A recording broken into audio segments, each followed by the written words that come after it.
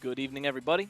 What's up? Welcome back to Saturday night. Welcome back to Romhack Races. It's good to see you, and I hope you are ready for this. We got a tough level tonight.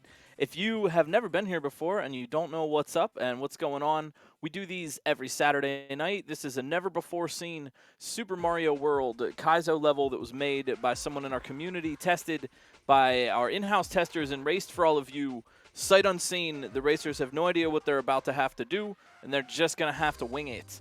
Our maker tonight, Serge, the maker, Arenal, I think I'm saying that right. And this is kind of a tricky one. Rated by our testers, length of longest section, 4 out of 10. But hardest trick to figure out, rated 7 out of 10. And hardest trick to execute, rated 6 out of 10. So what that says is shorter sections, low length, but high difficulty. And that's not really a type of level that we see that often for Romhack races. That's kind of a weird, not bad, just weird. And so I'm interested to see how the race is going to play out. If someone could have a chance to maybe really clutch it out on a short section with tough brain and difficulty. So this is going to be a battle of like figuring out what to do and a battle of execution tonight. Fortunately, we got a lot of brave racers ready to go, and we got 4 of them ready to start out. B2 DE81 in the upper left, Amazing Chest in the upper right, RB Pimlico in the lower left, and Germdove in the lower right. We have others as well, and we will rotate them in as time goes on. I want to give a big shout out before we start tonight to Electronic Logic and Sojo, who tested the level this week. We always have folks who test, kind of give it a breakdown, rating and everything, and just making sure it's ready to go. Big shout outs, thank you so much, Logic and Sojo, and as well Kelgan, Osu Mario Kartman on the restream tonight. Or I'm sorry, scouting. They are scouting, and we got Darkenine helping out. Thank you so much, Darkenine, for filling in for Dr. No tonight, who is taking some much-needed rest. Darkenine filling in on the restream. We really, really appreciate that. Thank you so much. I'm GlitchCat with the 7. That is the proper, authentic way with the 7, and I'll be bringing you the play-by-play this evening. Feel free to get some hype in chat, and if you have if you're sub to Romhack Races, you can combo our awesome-looking Romhack Race emotes with emotes from many of your other favorite racers. Cheer everybody on. We are here, to support everybody, and it's the player versus the level at the end of the day. We do make it a race, but we're not about competition as much as we are just having a good time. If you want to check the leaderboard, though, exclamation leaderboard in chat is the command for you. Big thanks, of course, to D to the 4th, really helping us out tonight with some behind-the-scenes stuff. We really appreciate her. She is kind of wonderful, and she is helping us with the leaderboard, so you can see what position everybody got, how fast they got, and what they did.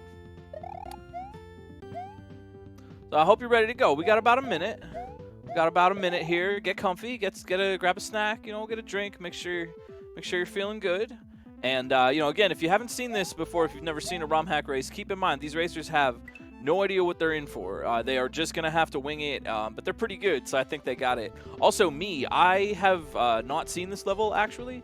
By not having played the level, I tend to be able to put myself in the racers' shoes a little bit and kind of figure it out along with them. If you have questions or anything, please feel free to ask. If you want to learn a little bit more about SMW mechanics, what's going on here, we're all going to learn together, and we'll see how it goes. 2 things that always come into play for the races: consistency and one-shots. I say it every time. It's important every time. Either get consistent on the parts or one-shot a new section. 1 or 2 shot a new section. Striking a balance between these things will get somebody the win, and we'll see sort of what the percentage of techniques is used. But here we go. Let's do it. It has been a long road, but you finally reached Mount Arenal, the fiery volcano that no man has ever tamed. Climb to its peak and make history once and for all. This is going to be cool. So, again, keep in mind, length of longest section, 4 out of 10. Hardest trick to figure out, 7 out of 10. And execution at a 6. So let's see what Serge has got for us. Romhack Races, week 181. So let's see here. What do we got? This level has wall jumping and double jumps. You can switch to a regular spin jump. Wow, it's got wall jumping, double jump, and a switch. Whew. a lot to remember, so this is going to be a little bit of execution on the part of the racers here. We are going to have to figure out a sequence. We've got motor skills being able to switch jump type in midair. Some enemies can only be touched with a regular jump, and some enemies can only be touched with a spin to keep you going. So the piranha plants are something to look out for here, making their way spinning to land on a piranha plant. Yeah, it looks like B2. All right, we're all off and running now. B2, just giving them a little head start. You know, he's pointing to the fence, like you know, like a baseball player. Just wanted to make it fair competition for everybody else. And so far, this is a tough one. We've got wall jumps too, can go off the wall, similar Celeste, that sort of thing, and double jump in the air. So a lot of techniques to keep in mind here, and a lot of inputs. But it looks like so far everybody is really getting the hang of this. Germ Dove in the lower right, making pretty fast progress, definitely getting the flow. This is something that you know, just being able to really quickly acclimate to the flow and memorize the sequence of jumps is going to be really, really helpful. Germ Dove, yeah, in the lower right-hand corner, making their way. I think they're the only one I've seen so far, making their way to the on-off switch. Looks like they were trying for a little bit of cheese, but not that time. We've got Jen Maru coming in lower left. Thanks to the scouts for watching out for everybody. We try to fit everybody on the restream, try to show everybody's clears, but there are too many of you, so the screens would be too tiny if we showed them all. Yeah, yo, Germ Dove, okay. Very nice, Germ Dove and B2. And it looks like Jen Maru as well with a nice drop. So that sequence there, use the on-off switch to drop the spring out of its little cubbyhole up there. And then drop the spring onto the 1F0 tile that puts the spring and sprites in a state of suspended falling animation. And that's what's allowing them to get the spring on the floor and then jump up to it. We got a big battle here coming for consistency in this first section. Revelug now joins us upper left-hand corner, or right-hand, sorry. Someday I'll learn. Someday I'll learn my left from my right. Everybody now getting past the spring. And here's a chance to take a look at the difference in technique. Most of the players get the spring out of that hole the same way, right? They hit the on-off switch, and then they're sliding down the left wall, and they're holding that spring. But watch the difference of what they do after that. Some people are throwing it forward, some people are dropping it.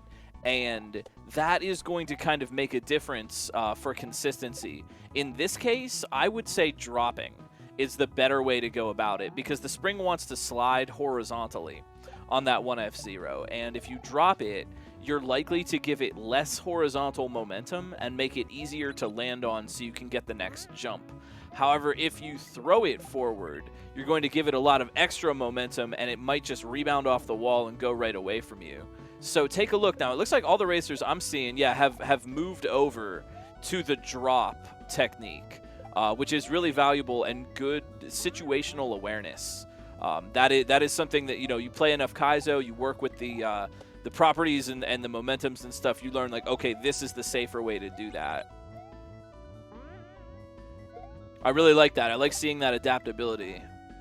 So, yo, Revelug making their way past this. So after this, we've got, looks to be a couple of shells. We got some shells and we got some indicator coins.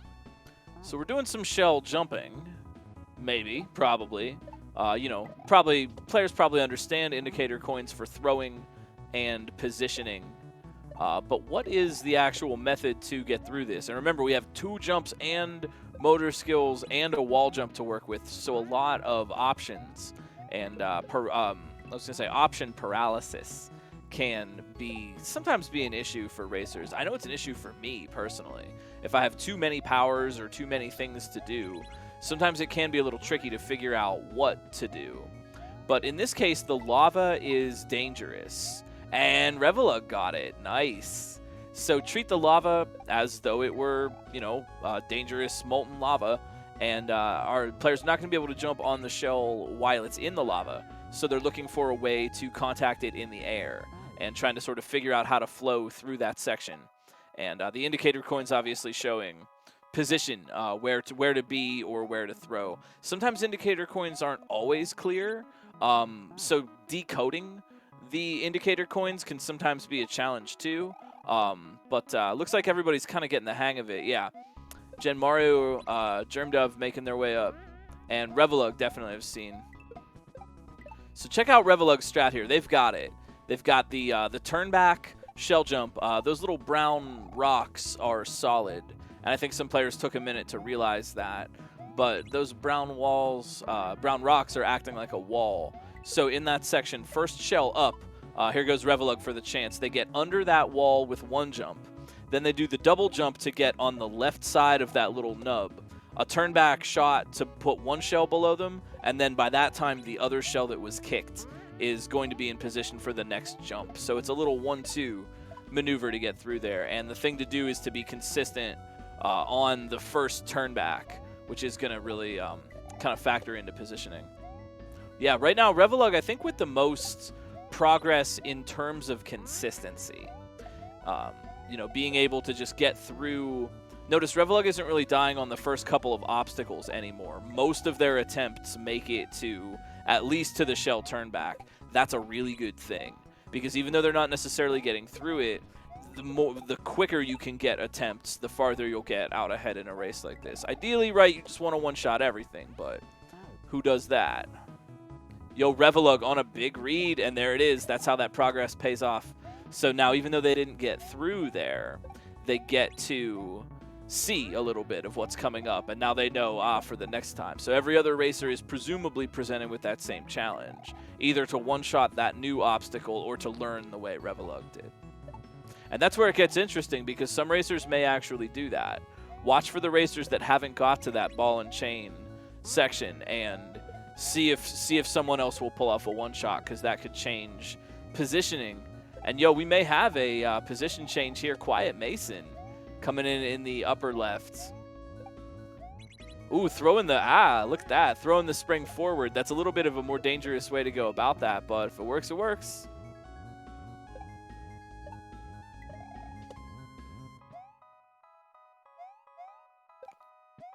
You can change your jump type from spin to regular on the second jump. So at that ball and chain part, take a look at how different racers are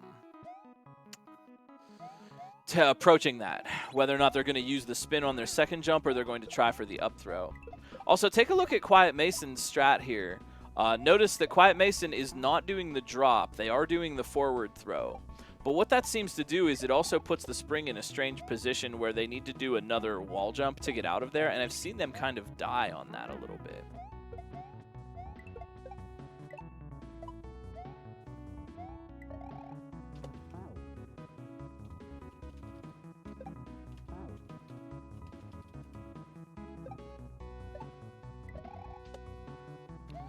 This is the type of level that consistency is really, really going to matter.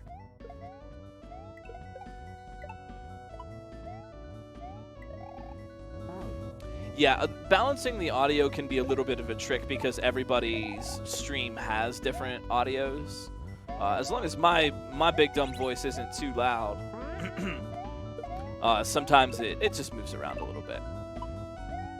Kind of hard to get a standard exact audio. Well, we get to listen to this awesome music from that Undertale. Have you ever heard the tale of Undertale?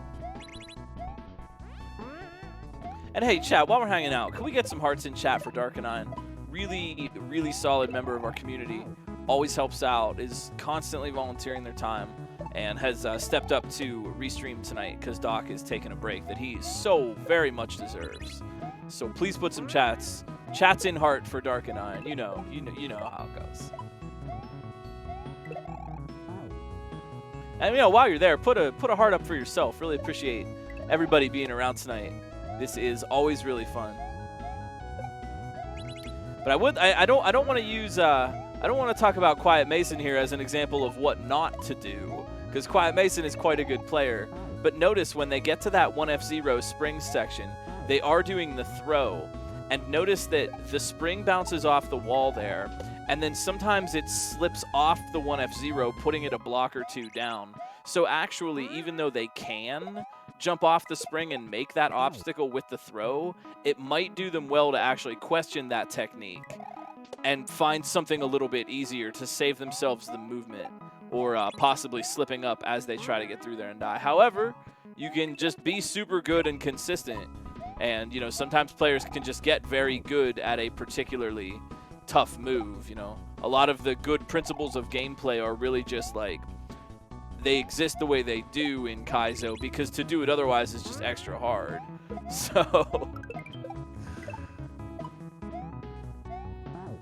right now it is the winged platforms and the ball and chains. Yeah, there goes Revelug trying to get up through that that little diagonal cave of lava and make it up onto those ball and chains. This is a very, very cool level. Shoutouts to Serge tonight, our maker. I might not be pronouncing that correctly.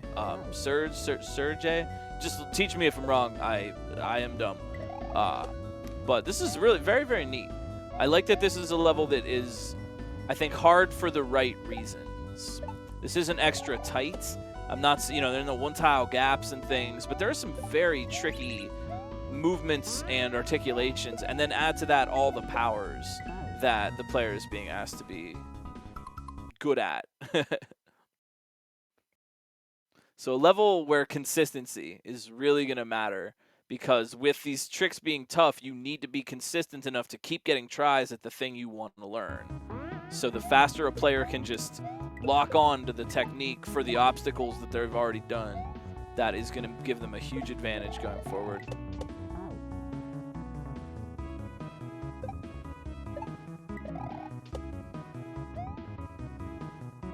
Oh no, do we lose Revelug? Oh no. Oh no. Kaizo internet.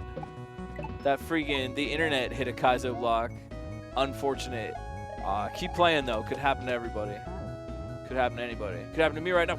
Oh. But we got Quiet Mason. We got B2, Gen Mario, and Germdove hanging out here. First section all around.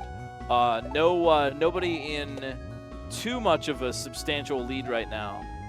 Waiting for a player to unlock the ball and chain obstacle. Yeah, take a look at the different strats. Germdove has an interesting one, and take a look at the differences in strats for the spring obstacle. Remember that all the general idea for the spring, it doesn't really matter what you do, right? Drop it, toss it against the wall, but you just want it to land gently. And so the racers have a couple of different ideas for how to do that. Some of them do it in the air, and some of them bop on that kicking Koopa, which is a really, yeah, Germdove's method, which is really, really solid because it lets you drop it in a very, very regular moment. But everybody's doing really well with this. I appreciate. Spring drops are difficult because springs like to eat your momentum. It's very strange, but if you're holding a spring in the air and you throw it or drop it, it can have this effect of just like making it seem like Mario just hit a wall and all your momentum just goes away. It's very weird, but springs sort of act like a barrier in a strange way. So if the player makes a weird motion or something while they're messing with the spring, that's wise, because they somehow got caught in that property. Which is one of the reasons why a forward toss for that spring would actually not be such a bad idea sometimes, because by doing a forward toss, you're not risking the momentum loss as much because you're just like kicking it.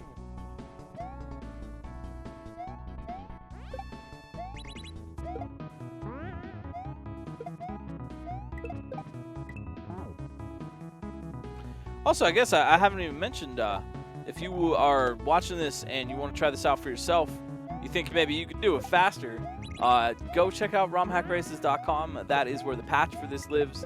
Built by D to the 4th, maintained by our community, and visited by you. We have all the patches there, as well as invites for our Discord server and all kinds of other cool resources. There's a race to watch right now, so maybe, do it later when you got some free time. Right now, we got to watch the race, but check out romhackraces.com.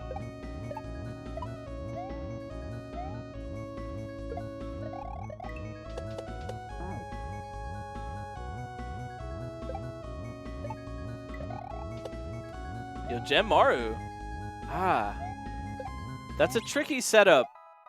There are a couple of ways to pull that off, and I'm interested to see actually what the strats is going to end up.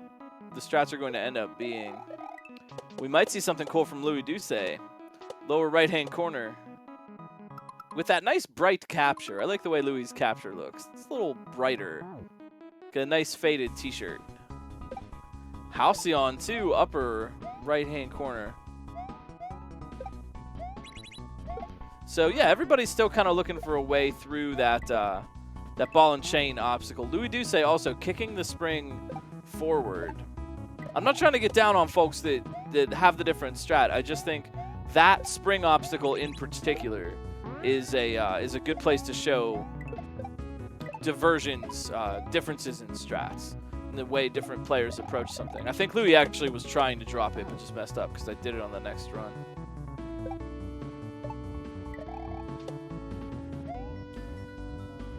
Halcyon also going for the forward toss for the spring.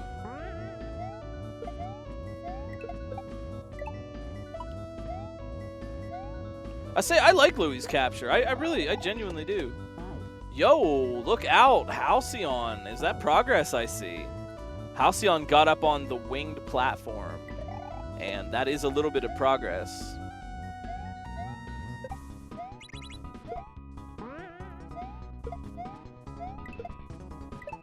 No, I don't mean that as a joke. I like Louis' capture. I think it looks nice. It's like you know how your favorite t-shirt is just a little bit faded? It looks like that. It's got like a nice faded t-shirt vibe. Quiet Mason also on the wing platform. Okay, it's a little tough to catch everybody's run individually. But okay, we got Quiet Mason and Halcyon I've seen so far. And the farther you get into the level, the more consistency is going to factor in. Because you need deeper and deeper runs as you go. Quiet Mason with the pause strat. Halcyon with a read. Whoa, upper right-hand corner, Halcyon on a huge read right now. And Quiet Mason perhaps about to make the same thing. So what is it going to be? Halcyon using those double jumps. Got the on-off switch, goes down.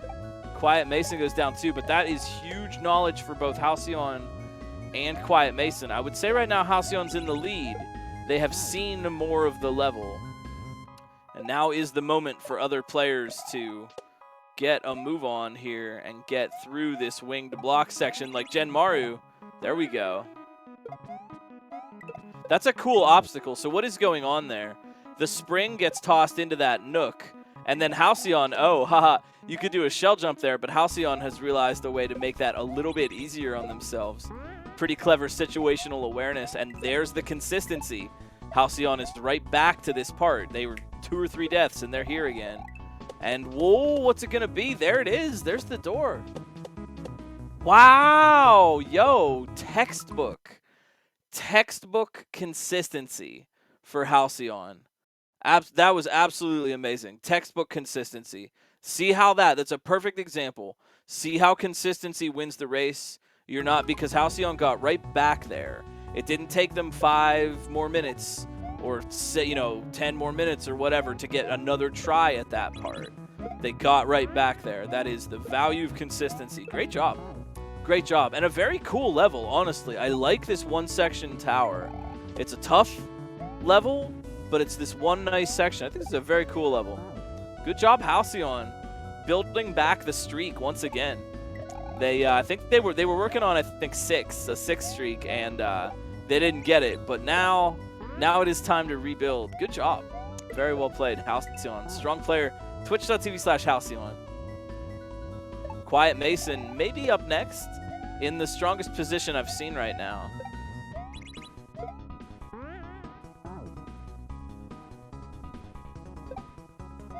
Yeah, this level was only rated 4 out of 10 for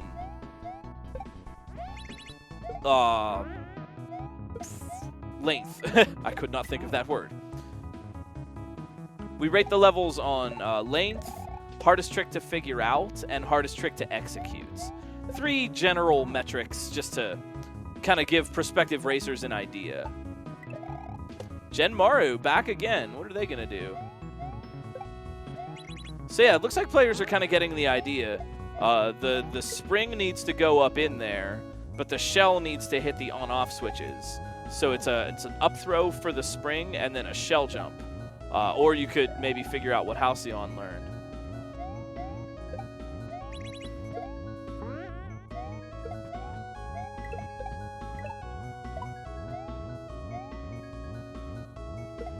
Yeah, I actually really agree with that. I think that we haven't seen a lot of Romhack race levels like this. Levels that are a particularly difficult but particularly short section. I think that's pretty cool. I think that is pretty cool, and I would maybe like to see something else like this. I think that's an interesting type of race level. There's no checkpoint, there's no progress to make, and it really puts the value on consistency. And yo, speaking of consistency, thank you for the raid, Halcyon. Thank you. This was a really good level, good play. Excellently done. You played consistently. I was talking that up. Thank you so much for racing with us. GG. Thanks for the raid. Quiet Mason, upper left. Oh, with the double jump. Nice.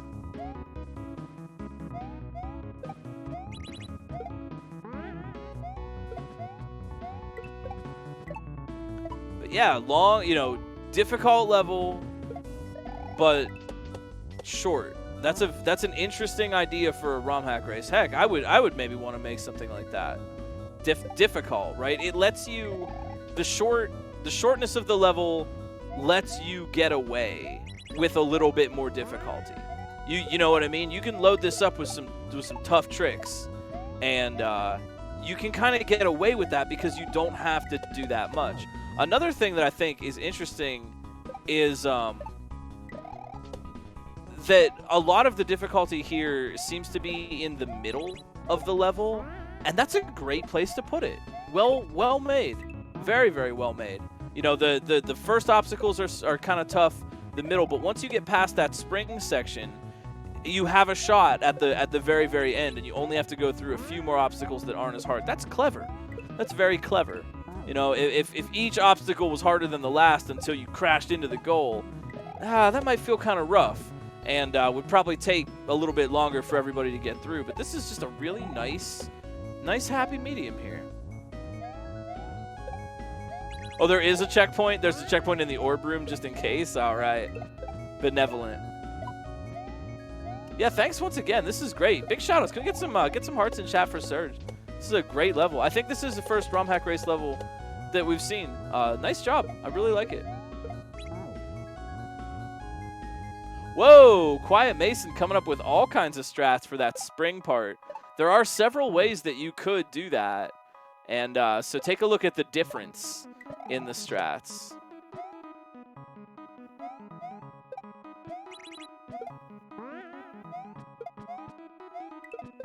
Yeah, thanks so much for this. Great level.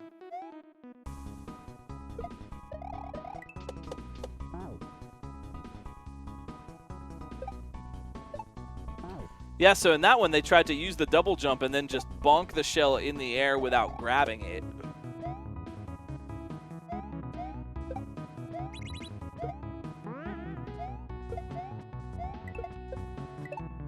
Quiet Mason playing this very technical style.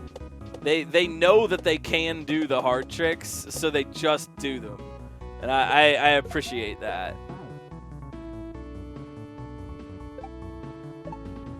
So now it's just a matter of figuring out, yeah, what is going to happen here. The next barrier to cross is the spring obstacle. Louis do say, uh-oh. Oh, I think maybe Louis is going for a little bit of cheese there. There are a few ways to approach it. We got RB Pimlico in the upper right. You know what's nice about this is I don't have to worry about what section everybody's on.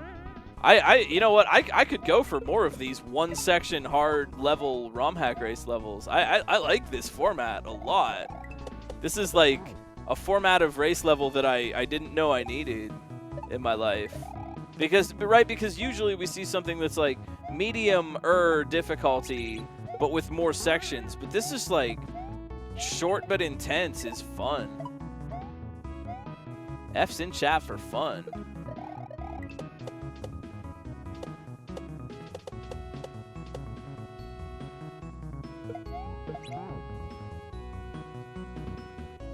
Oof.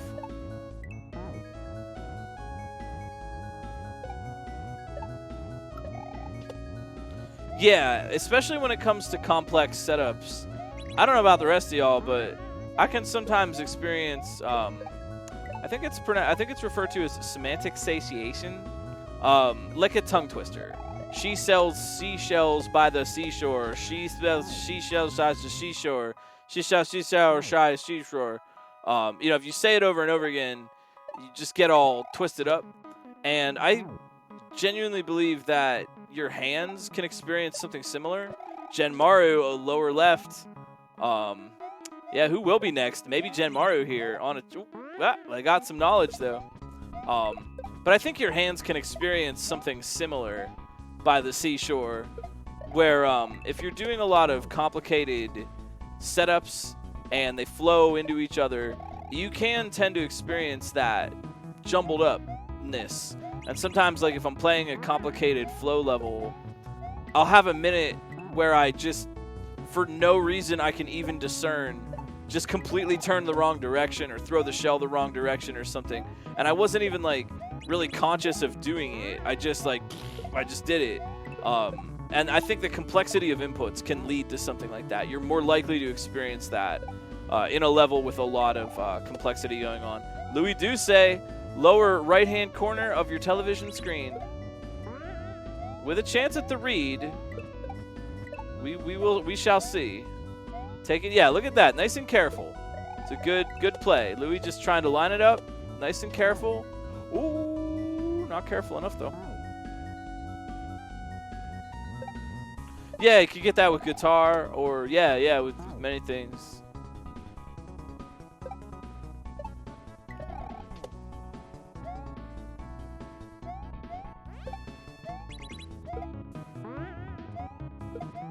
Oh yeah, Louis got the strat for that spring part though, so watch out. Yeah, this is it. The light bulb comes on for Louis, and Louis has now developed consistency for that particular up throw spring part, and that is the key. So I think very quickly now, if you watch Louis Doucet in the lower right-hand corner, I think very quickly you'll see some big progress. It's up to Quiet Mason right now to get a move on, or RB, Genmaru, anybody else. It's up to everybody. It's everyone's responsibility to get a move on. But Quiet Mason, a really creative player, and trying a lot of different things. You see they've tried like 3 or 4 or 5 different strats. That's an interesting thing to compare to. Not to, I don't know, comparison, you know, everybody's doing their best. But it's interesting to see, like, some players will try one thing and see that it kind of worked. And then they will just refine that thing until they either know that it will work or it won't work. And someone like Quiet Mason, you see, tries a lot of different things before actually committing to the one technique they're going to use. I think that's interesting.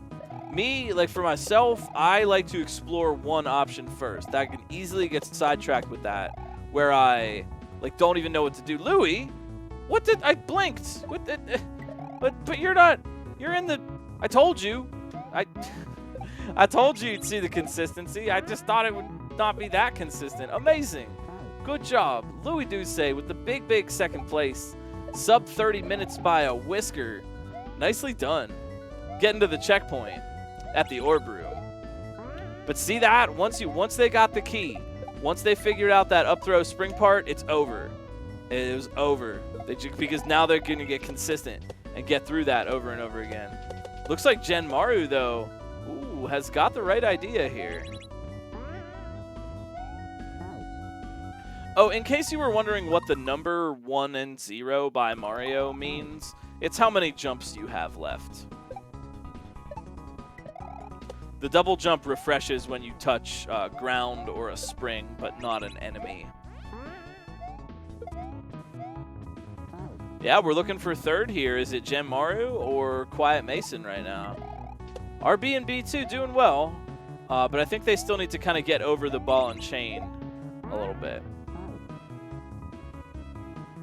Genmaru, look out! Ooh, a nice recovery. Oh dear, a nice recovery, but in the process they unspawned the ball and chain that they need. Oh no, I don't know if they know. I don't know if they know that they need one there, but I think they're gonna. Oh, do you see how they're gonna do this? Yeah, it's still doable. Hold up, wait, no, they could save this. They could save this. They just need to time it really well, and they're waiting for it. Yeah, watch, they're waiting for it. They know. Wow, I'm impressed with this. Yo, Genmaru in the lower left making big time gaming moves right now.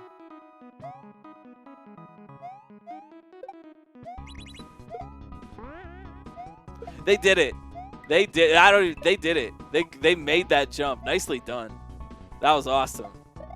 You know, okay, sure, they didn't make the obstacle, but they made that jump. Good job. That was great.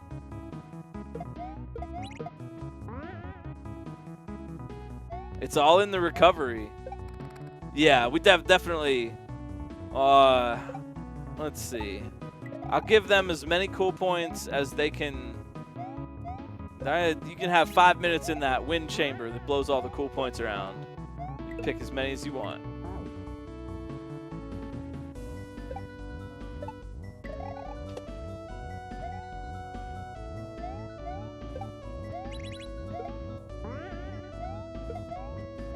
And now, yeah, now we get the consistency.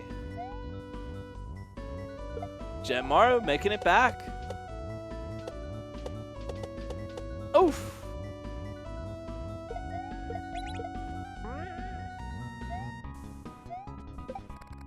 Yeah, sometimes it can be difficult to know if you get to a new section and something like that happens. You don't even know, right? I didn't even know that there was supposed to be a ball and chain there. But the nice thing about that is, usually when you come up with an unspawn like that, it's only going to happen, a couple of times. It's rare. It's even more rare that a player will come up with a strat that consistently accidentally despawns something. And more often than not, it was just a weird movement, and the next time you get there, it'll be fine. But yeah, in that kind of situation, what do you do, right? You don't even know that there is supposed to be anything. So for all Genmaru might know, that is just how you do that obstacle, and that's how everybody else did it too.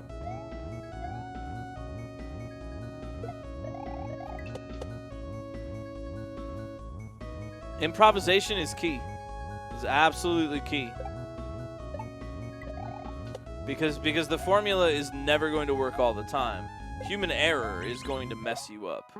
You're like compensating for human error by being able to improvise. You know that it's going to be played imperfectly, so you compensate ahead of time. And here we go. Ooh! Those brown rocks are death. I think they're too hot. Too hot to handle. Quiet Mason, maybe looking for some cheese. I think I see what they're looking at.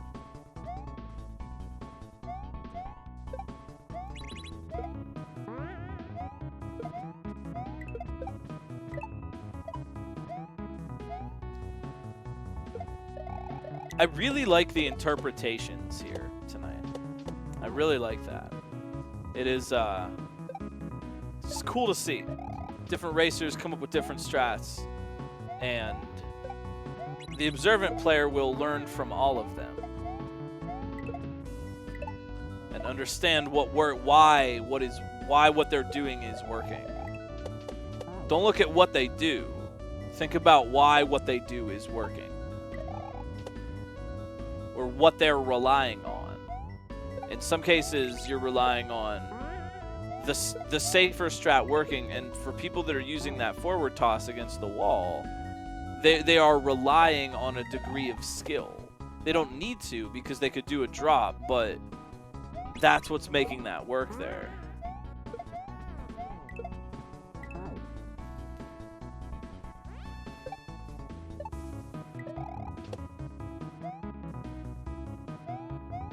Also, how are you? How's your evening? I hope you're having a nice Saturday night.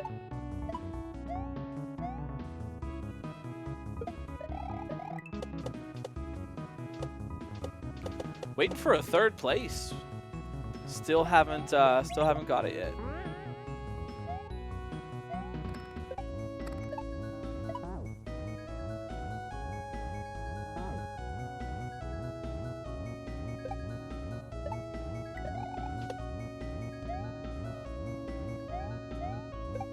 T?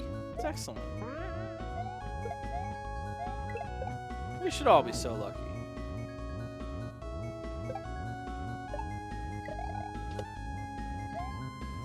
Genmaru, here we go. Oi, mate, hey. Oi! Oi! Yeah, Genmaru now discovering that there is another. You know what? They were doing better with one. I think Genmaru just got the special version, the special Genmaru version, because they're tough. We know they could hack it.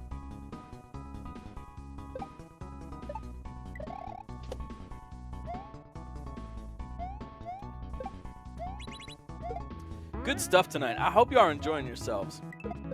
I kind of like these races that take a minute to round out the podium. It makes it exciting. Excitinger.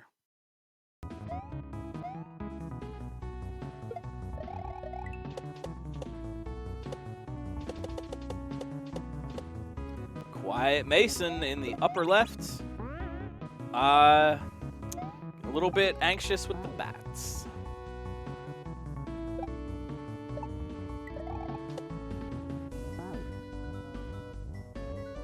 So far, we have seen but one sprite unspawn. Ooh, yo! Ho, Genmaru. Yeah, not to be denied a second time. Trying to get a handle on the ball and chains. Look at the caution, though. I really appreciate that. Look how they're able to tell. Wow, there's some good jumping. Oh my gosh, you deserve this. You deserve this. Don't. Hey, watch yourself. That was great. That was excellent. That was great. Nicely done. Genmaru and a podium. I want to say that might be Genmaru's first podium for Romhack races. Apologies if not. Don't mean to sell their skills short. That was great. Well played. That was really good jumping. Notice they made a jump and then they bailed out and they didn't commit and they waited. That's a really, really good skill to have.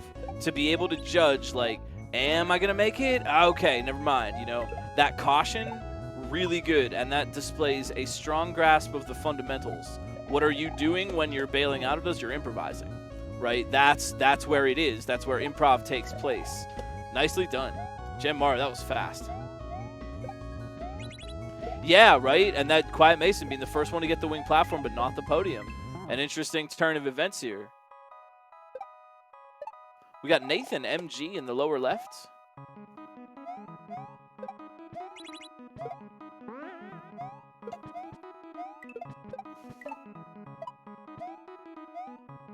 And this is, say, where consistency matters and where technique for learning a section can matter. Remember before we talked about, because Quiet Mason is doing that strat. See how they, yeah, Quiet Mason and B2 kind of die on their way through there. They're doing a strat that works. It does work, and it will get you through that way, but might pay to question that a little bit. And that's the difference. You know, Quiet Mason tried a bunch of things and is now seems to have settled on the move that they are going to try to perfect. And it's kind of a choice between, do you try to perfect the first thing you think of, or do you waste some time to try to find what it really is if you think you're wrong? So sort of like, you want to second guess yourself, but you don't want to also second guess yourself. You have to know when to second guess it, which of course can be second guessed. 17 start tonight. Nice, nice. Jen Morrow, thank you for the raid. 3rd place tonight. Well done. Great job. Freaking great job. Some excellent improv there at the end. Well played. Hey, while we're hanging out, don't forget to go and follow the racers. There are a lot of cool people playing Kaizo in our community, and I'm sure they would love a follow and someone to say, hey, I saw you on Romhack Races. You did great.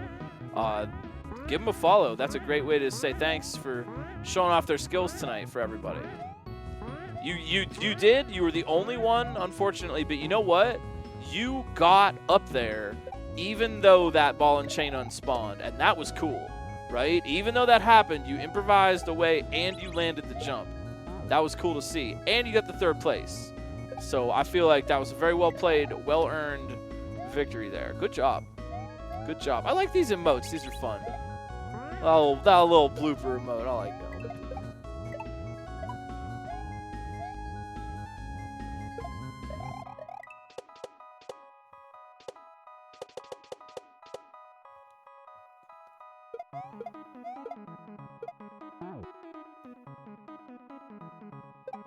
Yeah, it looks like the holdup right now for Quiet Mason is that spring and shell up throw section. That seems to be kind of tricky, and that in a way surprises me because Quiet Mason is a player who's kind of known for item setups like that with double throws and stuff. I think maybe Quiet Mason, maybe they're just thinking about it too much. That could also happen. I don't know.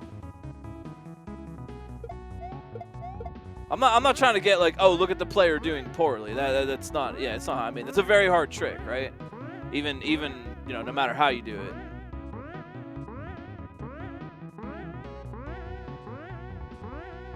Also, take a look if you want. Nathan MG there in the lower left.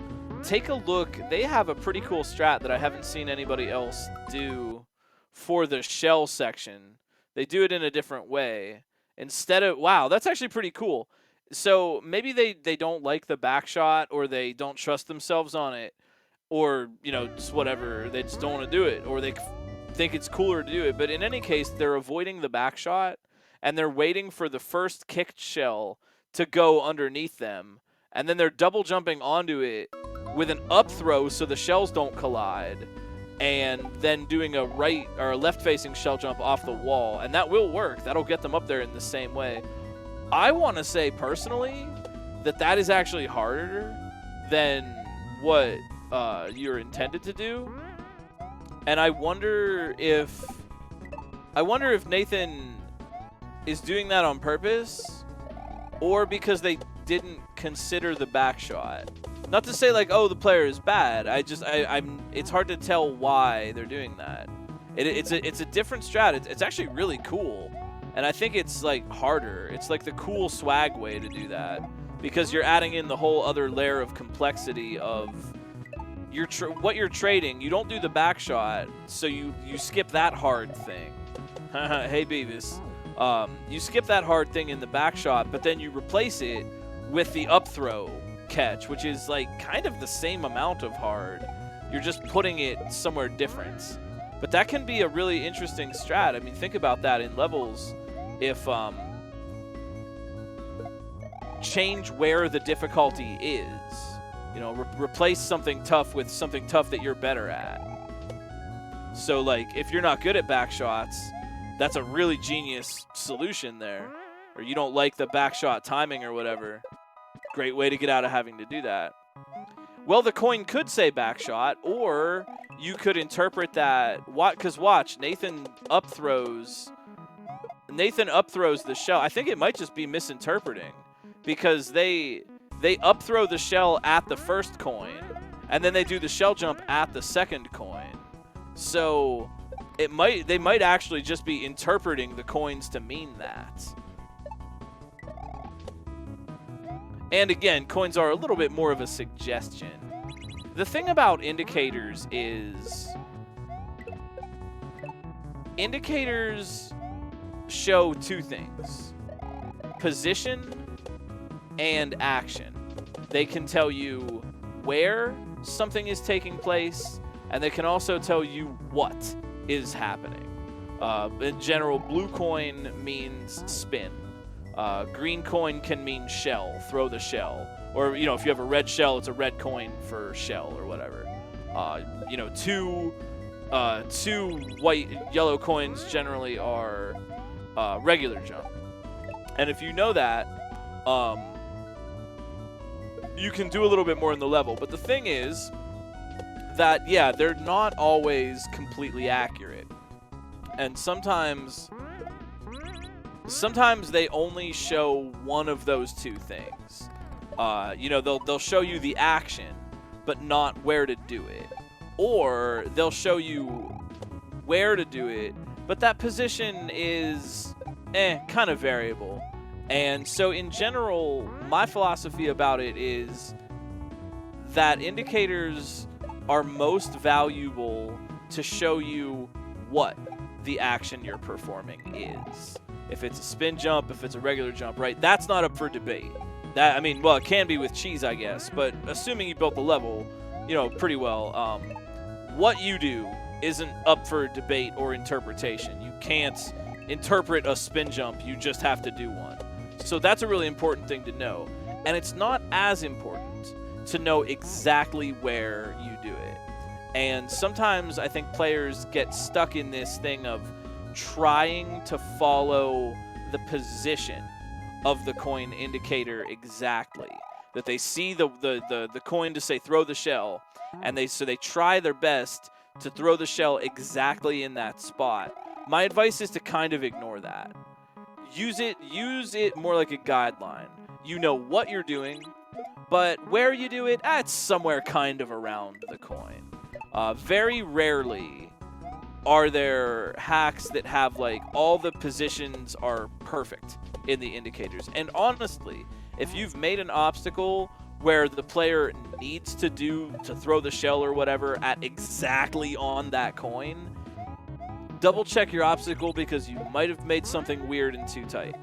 You know, if only one exact position will work and you have to mark that with a coin, I'm not saying it's always going to be a bad obstacle, but it might be a sign that you've made something that's a little bit too tough in the first place. So treat indicators more like what you do. Where you do, it's kind of around there. Following the position of the coin is not going to help as much as players might think.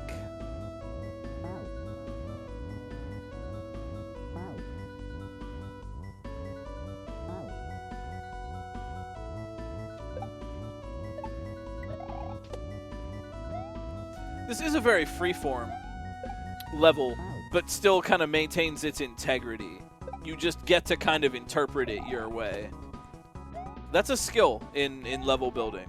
It's not sometimes it's easier to create a very linear level where you do only one thing. And yeah, I would say this is a very good implementation. I think a strength of this level is it has wall jumps and double jump and motor kind of spin skill, but it doesn't abuse that. It uses them very sparingly, and it gets a good blend in the process. It doesn't just have the obligatory motor skills double jump. You know what I mean? It doesn't have a useless kind of wall jumping section. It just, they're all ingredients, they all work together, but none of the gimmicks steal the show. You know what I mean? And I think that's a very good thing. It's tough to strike that balance.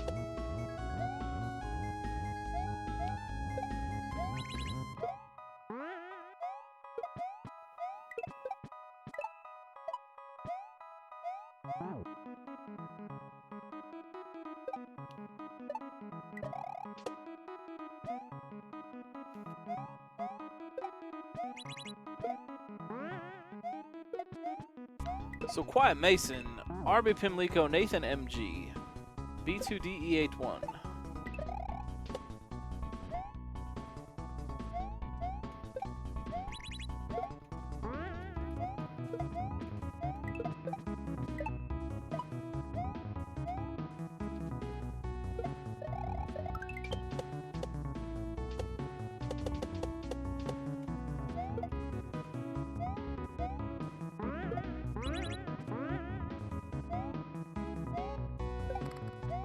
You all doing okay tonight? Feeling all right. It's kind of cold, at least out here. It's kind of cold, snowy, windy. I hope you're feeling comfy and doing okay. If you have any questions or anything, or you just want to learn a little bit more about Kaizo Mario, please feel free to ask. Totally down to answer questions, help out. We're here to educate as well as entertain. And if you'd like to get involved a little bit more with Romhack Races, also please feel free to ask. We got volunteer sheets, level making sign-up sheets on our website and Discord.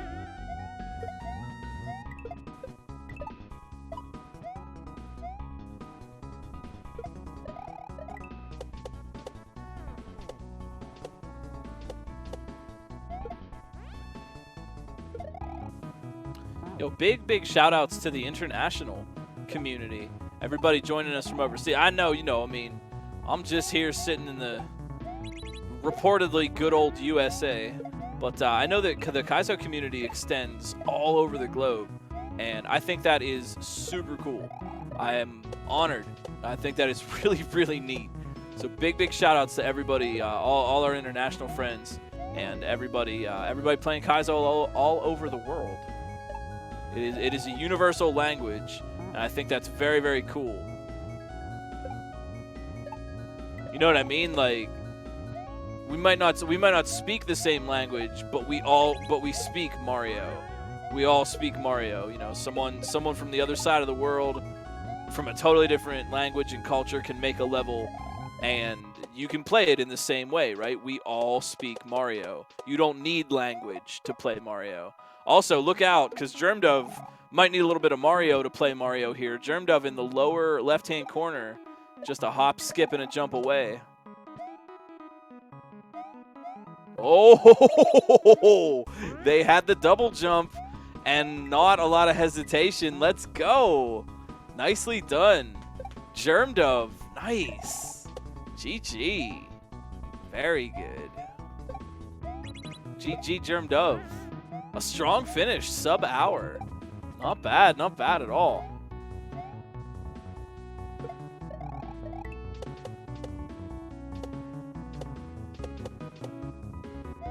Strong finish. Quiet Mason.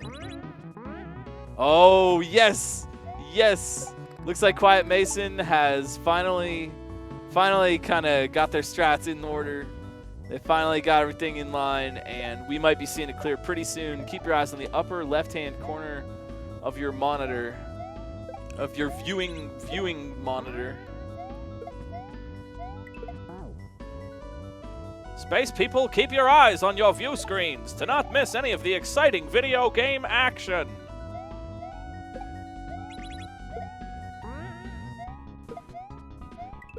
RB Pimlico, hey, what's up? In the upper right. Aha, now what? I like this, like, kind of haha sweat moment here at the end. I like, it's fun. You like kind of seeing the racers like sweat it out a little bit. Quiet Mason joins the pack here in the top. Yeah, the Mario Maker heartbeat sound effect. You know, honestly, I kind of wish we had that in Mario World.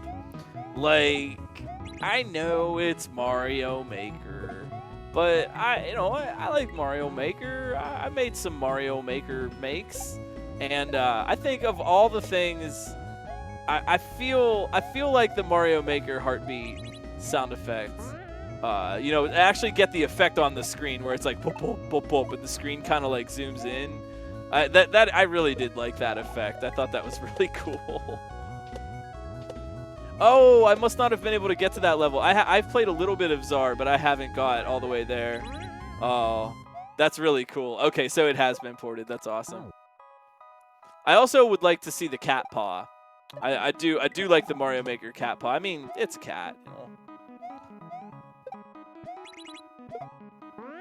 Mallow used to chase Mario around on the screen a little bit, but he quickly got bored with that.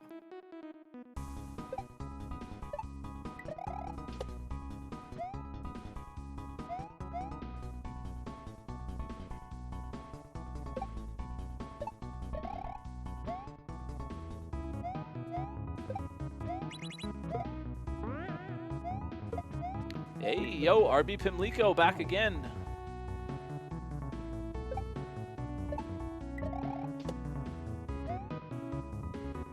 Oh, here we go.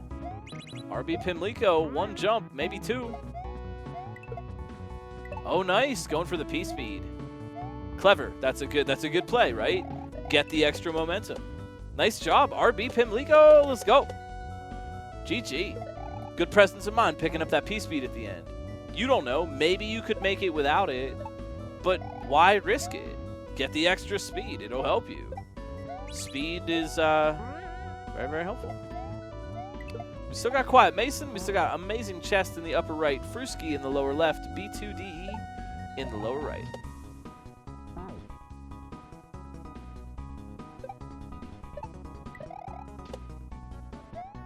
Everybody's getting through now. This is good. This is good. I'd like to see it.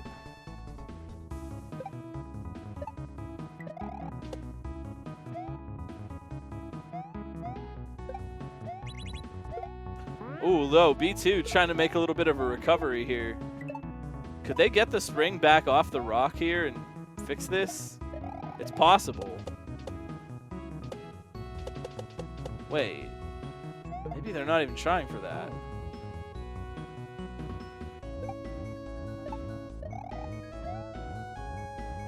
I am trying to figure out what B2's mind is doing right now. Yeah, that's possible, but really difficult to line up. GG, RB Pimlico.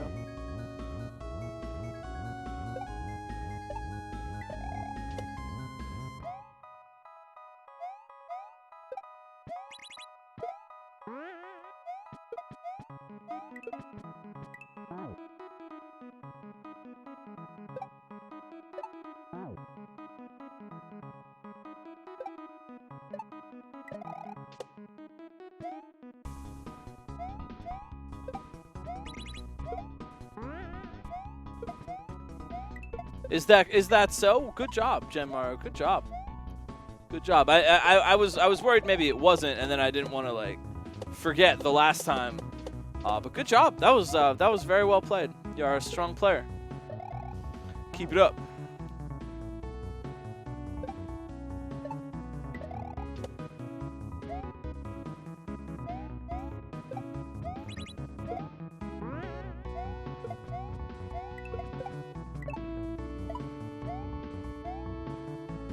Yo, Germduff, thank you for the raid.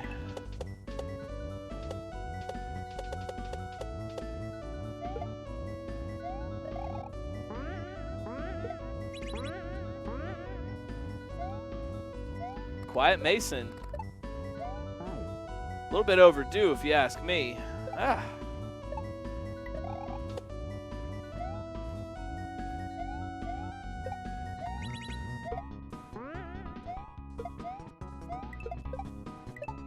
Yeah, this is a really good level for alternate strat. There are a lot of different places that the racers can sort of interpret what is going on, and there's multiple ways to go through things. So it's very cool to see.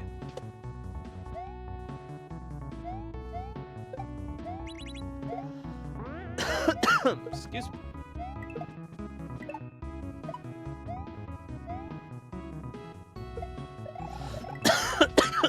Pardon me. Oh my gosh. I'm fine.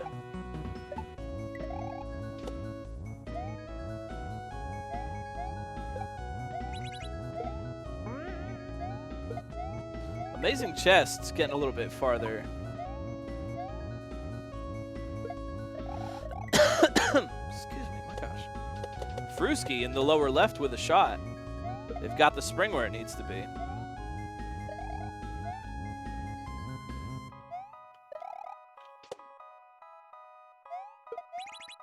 Nice caution here. Fruski really just nice. That's good. They got some good progress on that. They made that run count.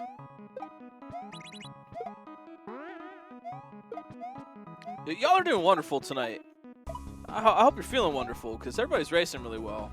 Don't be fooled. This is a very tough level, and even though we're an hour into this, there are no.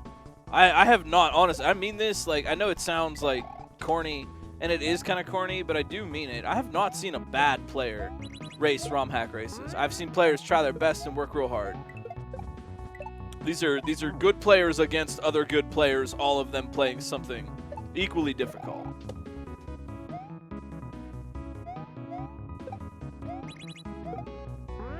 Yeah, that's the thing, you know, with these really tough levels is there are more points of failure and they are more dense than a regular level. You know, intermediate, easier levels tend to have some obstacles that are kind of just a gimme. You just kind of get that one for free. All you got to do is a regrab over a pit or something. You know what I mean? They're kind of, I call it incidental. Incidental difficulty. And hard levels can have that too. But, you know, the tougher a level is, the less incidental difficulty it might have. Quiet Mason, let's go, buddy. Let's go, buddy. Aw, yeah. Well earned. Big orb. Well, regular-sized orb, but big in our hearts. Quiet Mason finally gets to ponder the orb. Good job. Well played. Fruski, too, right back again for another try.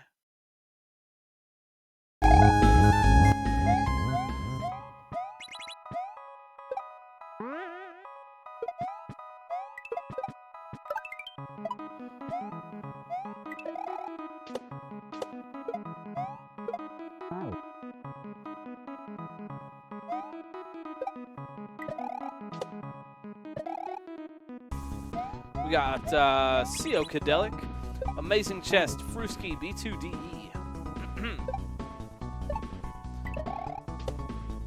And we got you, and I really appreciate that, yo.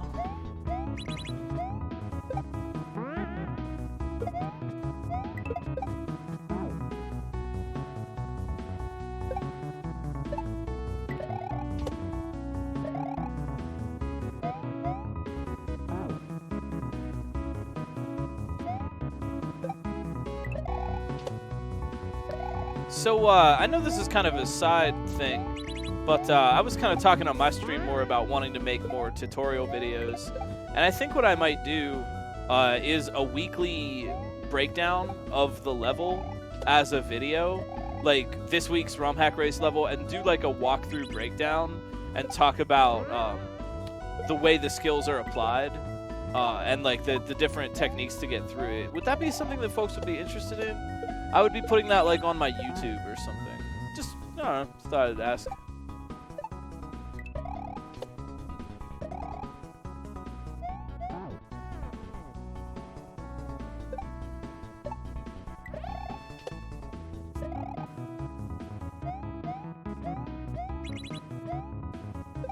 Cool. Okay.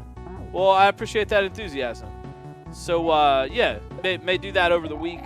And probably, you know, I'll be like a week behind with everything. But, yeah, it would be more about like playing, you know, the strats for playing the level and talk a little bit about the design. But, yeah, okay, cool. Just kind of feel, you know, reading the room, gauging interest for something like that.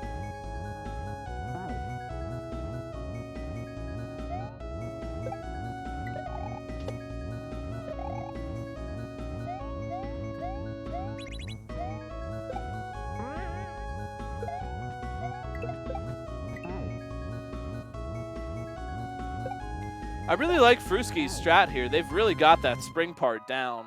They boost up once, they throw the spring onto that area, and then they just go back down and get the shell. That's very smart and smooth, and it's going to get them through there quickly.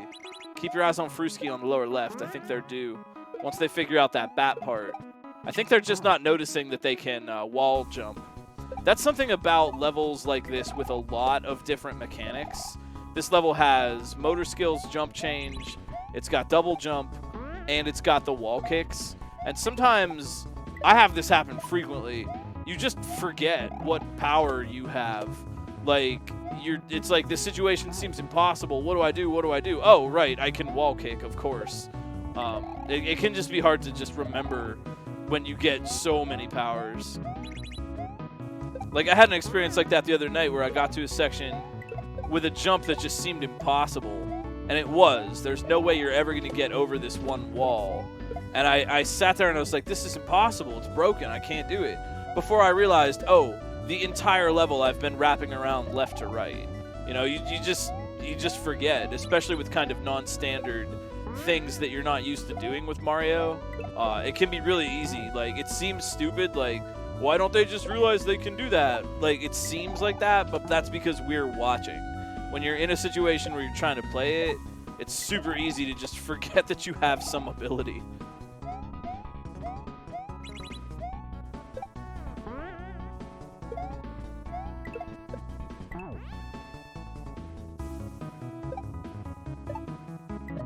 Yeah, really nice strat. Keep your eyes on Fruski in the lower left. Really like that strat.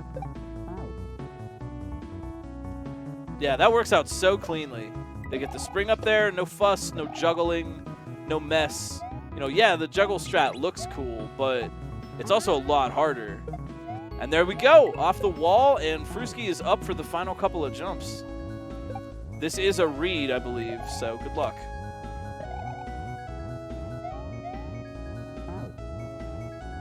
By read, I mean they are sight reading. Because we wanted to get away from blind reading, and so sight reading is more accurate. So if I say read, what I'm referring to is they are doing a sight read. A read would be them playing the obstacle the first time they're getting there, as though they were sight reading it. Just in case that isn't clear. Because it's like more accurate, you know? Like the players can see. It's not a blind race. It's not even a blindfolded race. In fact, it heavily relies on sight. so it is sight reading.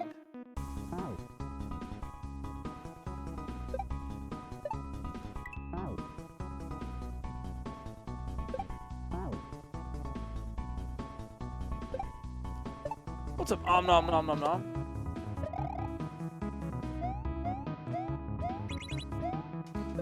Blindfolded Kaizo race? Oh, man. That's like that silly thing where the streamer doesn't look at the game and chat tells them how to beat easy Mario Maker levels.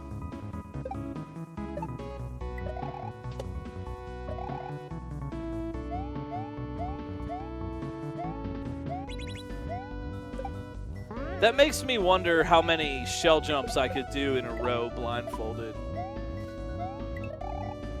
Or how many, like, Super Chefy World mid-airs. Because you don't really need to see that if you can just get the rhythm for it. But that's probably way easier said than done.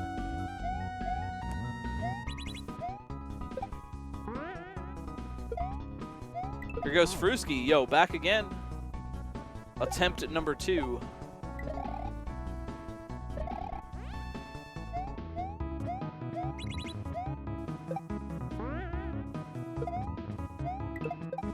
Yeah, look at that caution. That's good. Commendable. They saw they were in a bad position. They said, I'm not going for it.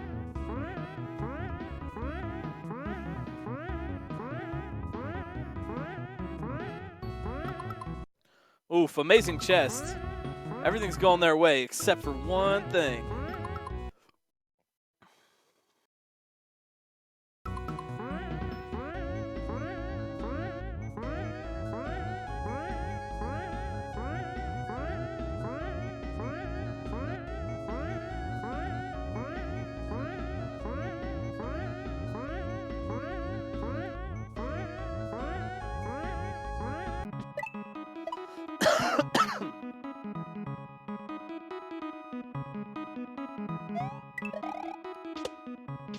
We got Proto Pizza. We got Amazing Chest. Fruski, Nathan, MG.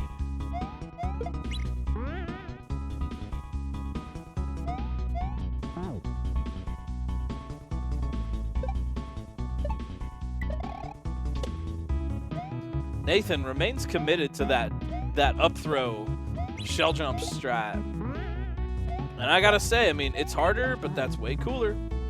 You know what? You got us all beat for cool factor on that one. All right, yo, Nathan making it back, making it through the spring up throw. I think this is a read for them. Ah, they saw the wall a little bit too late. They went for the bat. It looked like what happened there. They went for the bat, and then they saw they weren't going to make it, and they tried to turn around for the wall, but it was too late. That's cool. That's super cool. It's a tougher strat, but it's working. Heck, I don't know. I don't know if I would have even tried that. I probably would have just done the damn turn back, but yeah, good job. Good looking strat you got there.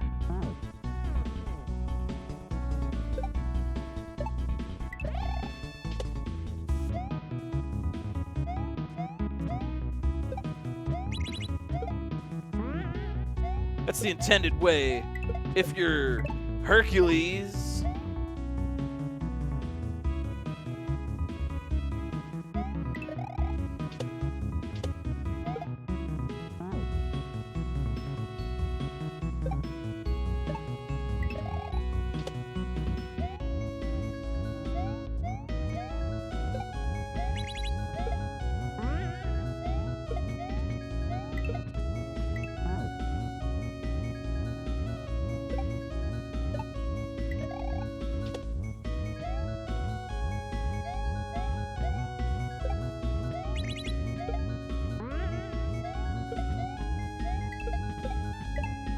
Y'all doing all right? Fruski may be doing all right. I like that consistency. Check it out. Yeah, they just keep getting back here. I mean, obviously, that's what you want, but the consistency will help you do that faster.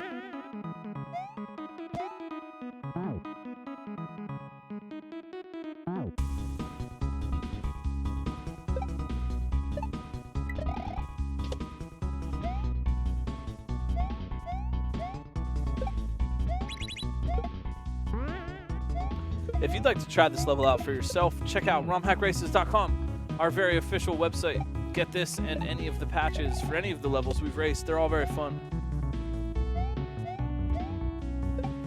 Nice. I love this consistency. Go Fruski. I'll try to remain impartial. I'm cheering for everybody, but right now I'm cheering for Fruski. And Nathan, who has a shot. All right, now I'm just cheering for Nathan. Wait for Fruski to get back.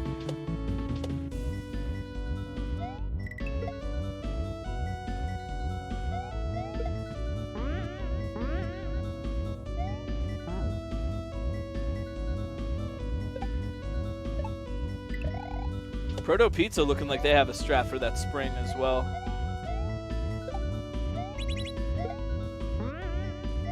Oh, yo, amazing chest. Man, they're so close. They, like, did that so smoothly. Kind of got robbed on that.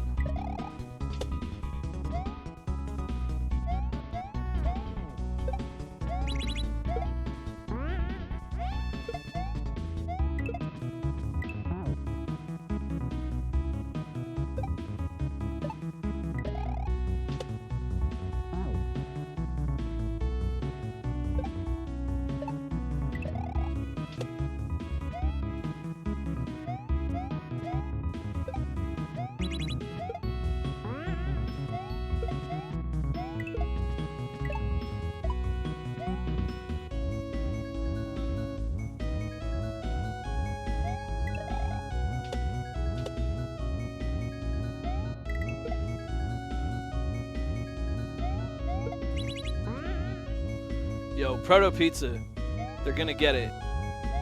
Yeah, now they get to do the read. This is great. Proto Pizza with a shot at it. Let's see what they do. Ooh, clever, trying to go for the wall kick. They've got that spring move down, so it's a matter of time now. Watch for players to get consistent at that exact gate and spring move, because that's the thing that's holding them off from the win.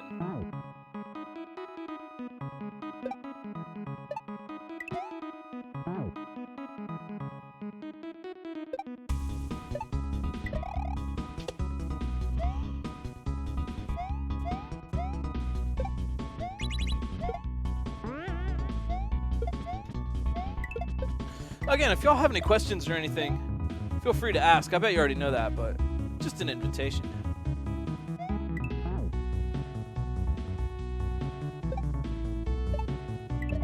Any new hacks coming up? Ooh, man, you know, I've really enjoyed, I've been really enjoying Lydian Mario World from Jazzman. They just recently put it out. It is really cool. Very challenging, but I think a shining example of fairness in a tough hack. It's one of the fairest Kaizo expert hacks I've ever seen. It's very good. If you want a little bit of a challenge, Liddy in Mario World is excellent. I don't know who the next level creator is. Doc usually tells me, but Doc's on vacation this week, so it could be anybody. Maybe you.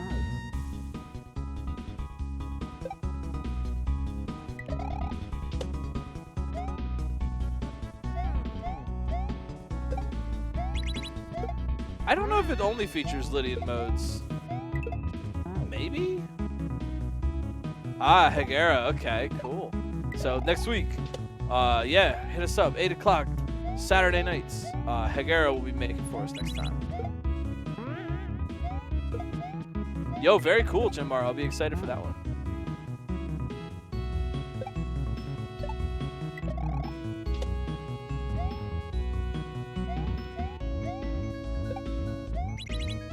Playtesters always know the cool stuff that's coming up, like, ahead of everybody else.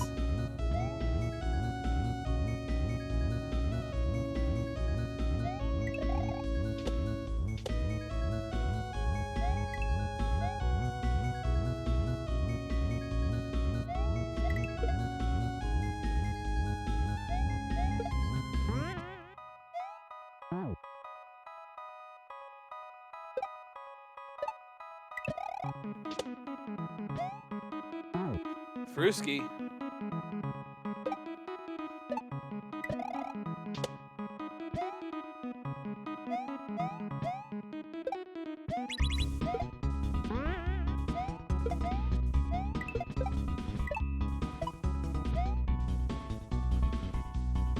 I should make like a baby dragon and make it like underwater so it's like real slow and easy. Amazing Chest has got that spring obstacle now. That's the barrier. Like I said, watch for folks to get consistent at that shell on-off and spring obstacle, because that once they get past that, they're pretty much home free, and it comes down to excuse me, consistency. What else?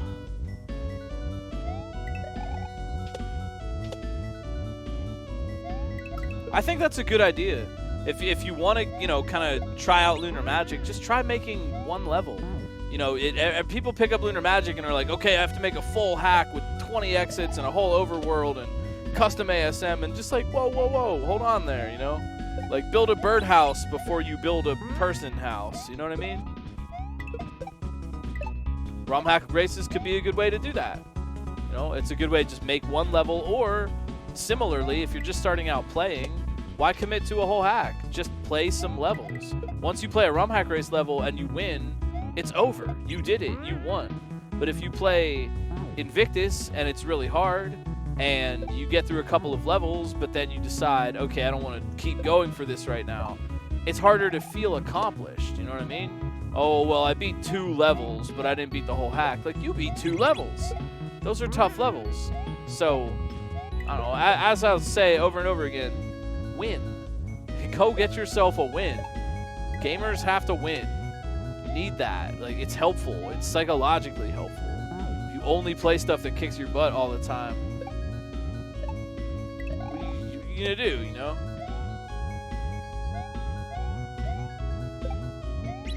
Yeah, right? And you get guaranteed first place when you race your own level, of course. It's all coming together. Good plan.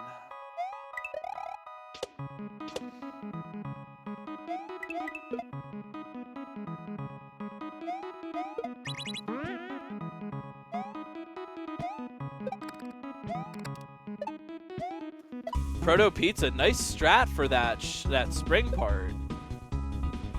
Ooh.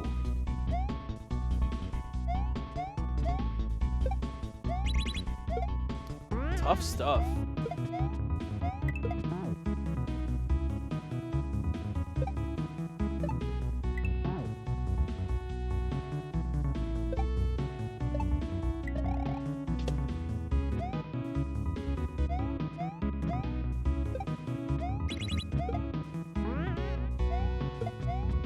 Are these races exclusively Kaizo levels? Yeah, in general. We have in the past done non-Kaizo stuff on, we called it Mystery Monday, and pick a non-Kaizo hack.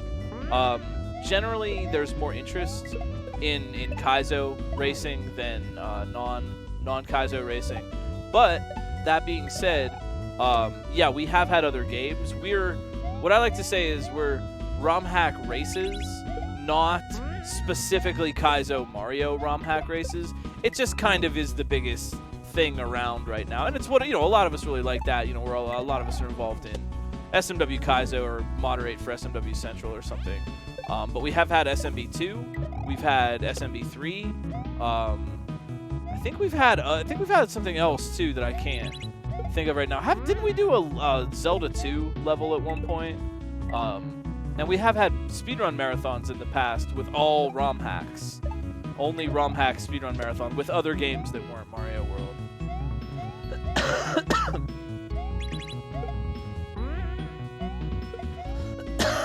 Sorry, excuse me. I don't mean to be coughing in your face. Air is a little dry out here tonight. I got a frog in my throat of some sort. Yoshi's Island, right? Yes, we've done Yoshi's Island. Calco won every single one of them. And Calco is completely undefeated at Yoshi's Island ROM hack race levels. Won every single one of them. That's not won every single one. No one has won a Yoshi's Island level that wasn't. If your name is not Calco, you have never won a Yoshi's Island ROM hack race ever.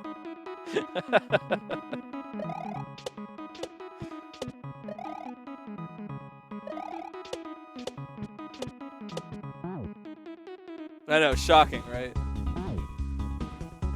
Oh, Proto Pizza, so good though. Fruski with a try at it.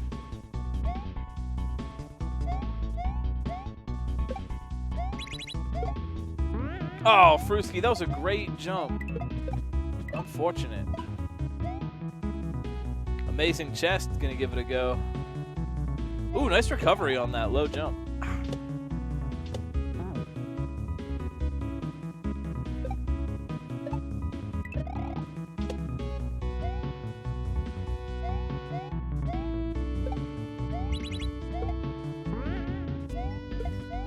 Thanks so much for hanging out with us, Shemar. Good job. Good job on the race.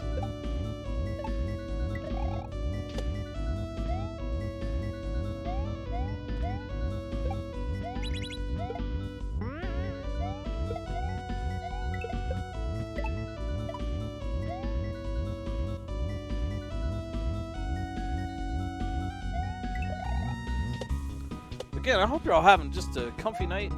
Thanks for being a part of it. Thanks for hanging out with us.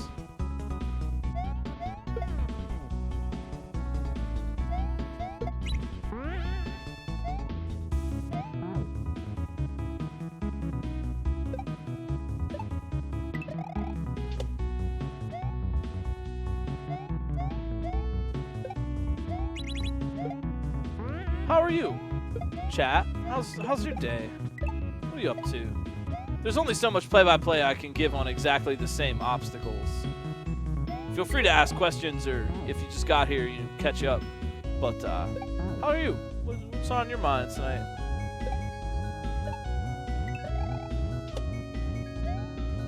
Hey, thanks for all the follows too. Appreciate that. Try to just let followers lurk and hang out. I don't want to call you out by name or anything, but just big general thank you to everybody. Thanks for the follows. Thanks for the subs. Thanks for just hanging out and watching. We do these every Saturday night, 8 o'clock p.m. Eastern is the start time. And if you want to be a part of it or come back and hang out, you know where we're at.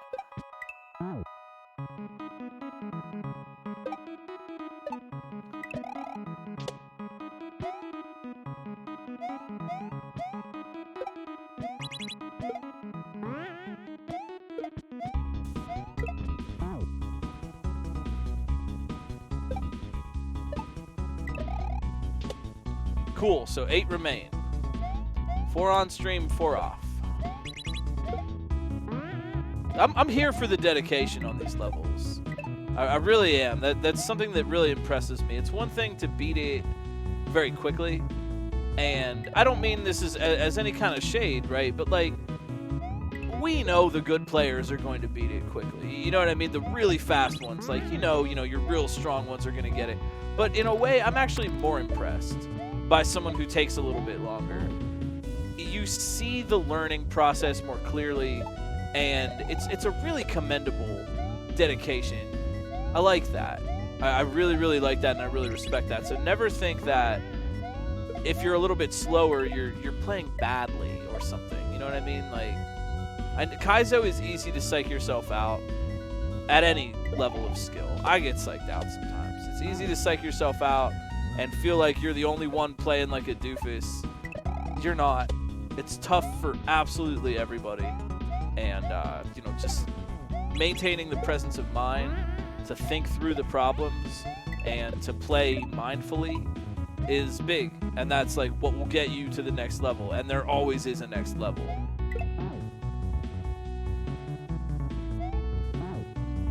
That's something I tell people a lot. Like, so you're learning to, you know, you're trying to learn Kaizo and you're stuck on some level that's taken you a long time. Oh no, 3 hours and I still haven't got the checkpoint. Okay, like that's rough. That sucks. I get that. But we can just replace that with an endless parade of levels that will take you even longer. Know what I mean? If it's not this level that's kicking your butt, it's just gonna be the next one. You know, like you just can. Excuse me, you just can replace this with more levels that are even harder. So, the takeaway is, be here now. I know it's frustrating, I know, you know, everybody wants to just one shot rip through all the levels, but as soon as you conquer the big tough 5-hour level, now you're ready for the big tough 20-hour level. And then you're ready for the big tough 100-hour level. You know what I mean? You just... Right? It gets to the point where you're playing That Which Can Eternal Die and Responsible World and taking 50 hours on it. Like, it never ends. The succession of stuff that's going to be tough is not going to end, ever. It's all the same in every direction. So you might as well just sit down and get good at whatever it is you're doing right here, right now. And then when the next thing comes along, do it again. Sit down and get good at it. Slowly accumulate, snowball your skills. Doesn't make sense to yearn for completion. There is no completion. There's no completion. There's no beating a level. Sure, you might have conquered that level in particular and it's over. But you know, if you're playing Kaizo, it's just an endless succession of that. There is no winning. There is no losing. There is only right now.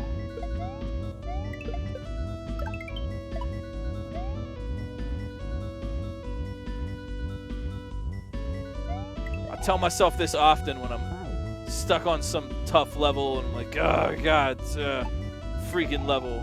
I try to remind myself, like, look, dude, you're just gonna get your butt kicked by something else after this. Like, you think this is the last annoying Mario level you'll have to play? Like, no. No, it's not. This level, though, I wouldn't feel like it's annoying. I think it's just tough and cool. Fruski, let's go. They're getting back there more and more.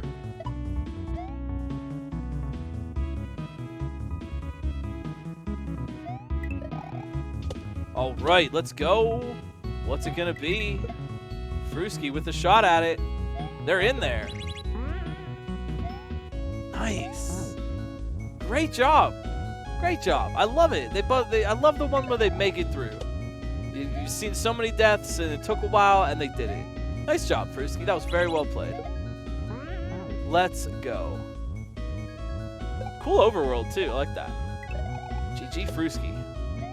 Endless Ascent comes in, joins us on the upper or lower left, making their way to the upper part of the tower.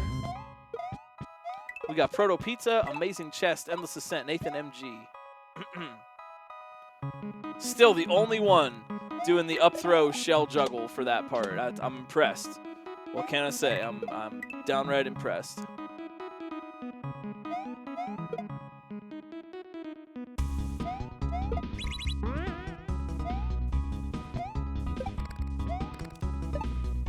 Proto Pizza too. I think Proto Pizza is close.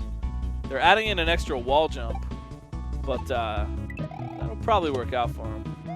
Don't really need it, but I think they just think they need it. I think they need it, even though they don't. A reasonable assumption to make, honestly. Yo, amazing chest. They hit the switches from behind by throwing the shell through the lava. That was actually really cool.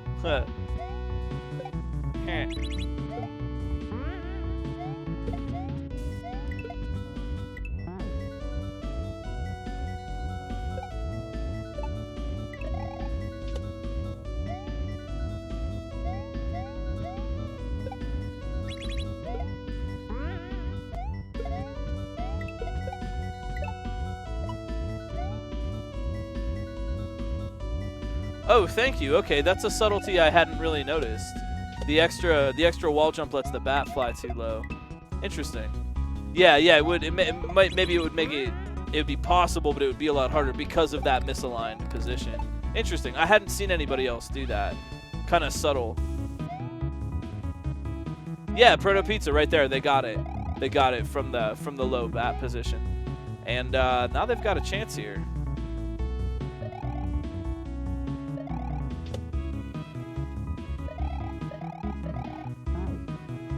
Amazing chest, too. Let's go. Upper half of your screen is in a winning position. Oh!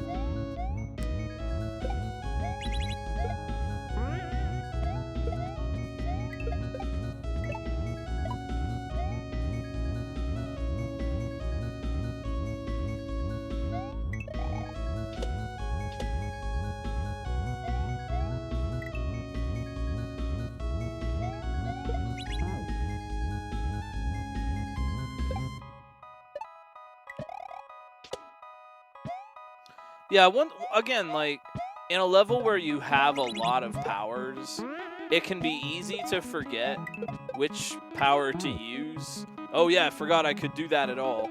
And it also can be tough to figure out which power to use, or you might, like, overuse it. Like, in this case, you think that because you have a wall jump, well, obviously I should wall jump there then, right? That I'm doing what the level wants because I'm using the power that it gave me. So, like, always look at the situation. And again, no one's ever going to get that right all the time. I'm not saying this to you as someone who gets this right all the time. I fail miserably all the time. But trying to just look at the situation and think to yourself, like, okay, do I really need a wall jump there? Could I make that without it? And the way to look for optimal plays is really IMO to just think about reducing complexity, not adding it. You wanna do something in one jump, or you want to do something in one toss, not two. You want to make one bounce, not zero. You want to turn less, right? Because inputs are points of failure. Every input is a chance for you to screw up. And in Kaizo, when you need such delicate, fast, precise inputs, the more of them you have, the more chances you have to just mess one of those up and send yourself flying in some direction, or, die in some way. So think about optimization in terms of reducing complexity with all video games, really. I mean, I'm speaking in broad generalities, but, in general, favor the least complex solutions because it just gives you less to screw up.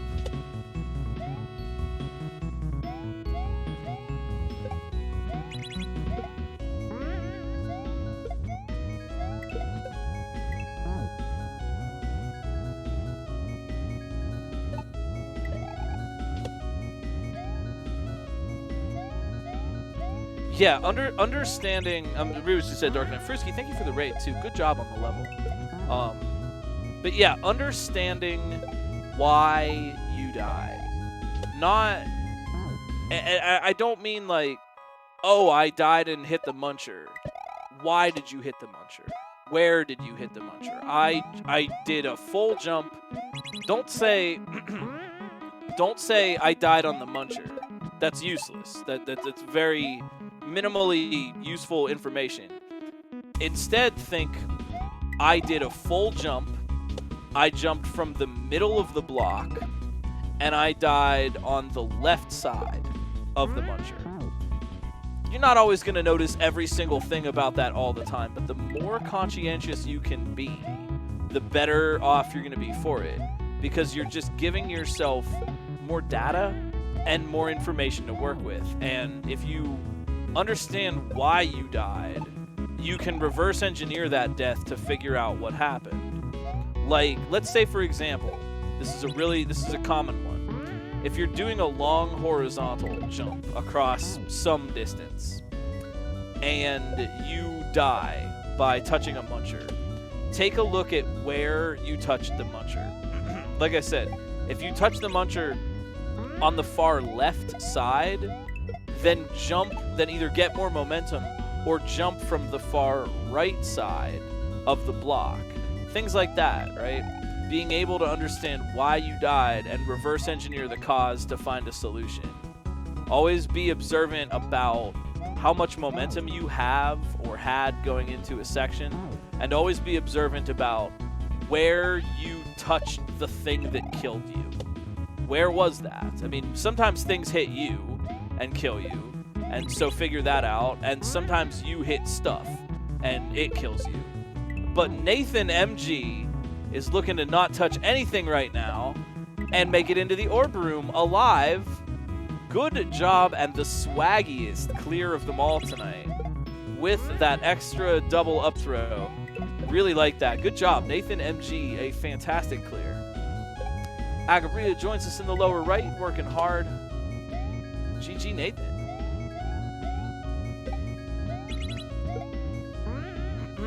Yeah, those two things, if you really like internalize those rules. They're not rules, right? They're suggestions. They're not rules, because sometimes you don't want to do that for whatever reason. Be water, be adaptable. There is no rule. There are simply guidelines. But if you internalize those facts, that you want to reduce complexity and reduce inputs, because inputs are points of failure, and you want to be very, very conscientious of why you died, what your position was, and how much momentum you had or didn't have. If you really focus on those aspects while you're playing, I promise you'll get better. I'm not saying you're bad already, right? Like, this isn't like everybody's bad, right? You're all very good. But if you want to take it to another level, that is always something good to keep in mind. And even the best of us can always use a reminder.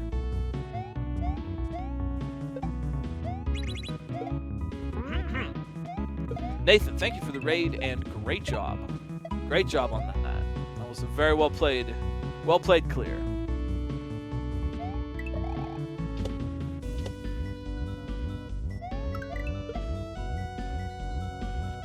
Take a look at how others are doing that shell jump part, and you will see that you were the swaggiest clear of them all.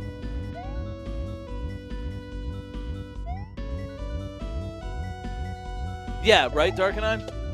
Is like, you start out by just noticing you died on the muncher. Then you start out noticing that you died on the left side. Then you know how to fix it.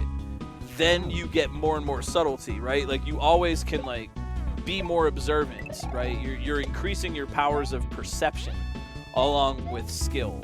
It's just being able to watch more things and understand more things and notice more positions is really, really helpful. And I think that is something that very good players of any game do very, very well. Is very, very skilled Kaizo players know exactly why they died immediately, and probably how to fix it, assuming you actually know how to do the obstacle. But assuming that is in order, even if I'm not trying to brag, but like, even if I don't know how to do an obstacle, I know why I died, right? I didn't have the momentum. It doesn't seem like I can get the momentum to make the jump. That thing is very fast and I timed it poorly, whatever the case may be. But it's not a mystery why you died. And that is like critical information, because you want constants. This is something you're gonna hear me bring up a lot, is being able to rely on constants. The height of your jump is a constant. The amount of boost you get when touching an enemy is a constant. The distance you can generally cover when you're running is a constant. All these little things. The jump rises for the duration of the sound effect. That's a constant. And the more, you know, the graphics will be a constant. You can line yourself up with the graphics. And being able to rely on all these little constants that you know, you can then start to do sort of math with it. If you know why you died, and you know constants to rely on, then all you have to do is dial up the right set of visual and audio cues to get to fix the problem, right?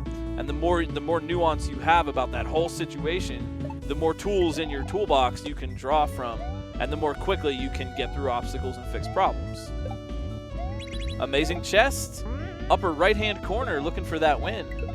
A couple of jumps away. Playing it careful, though. It's good.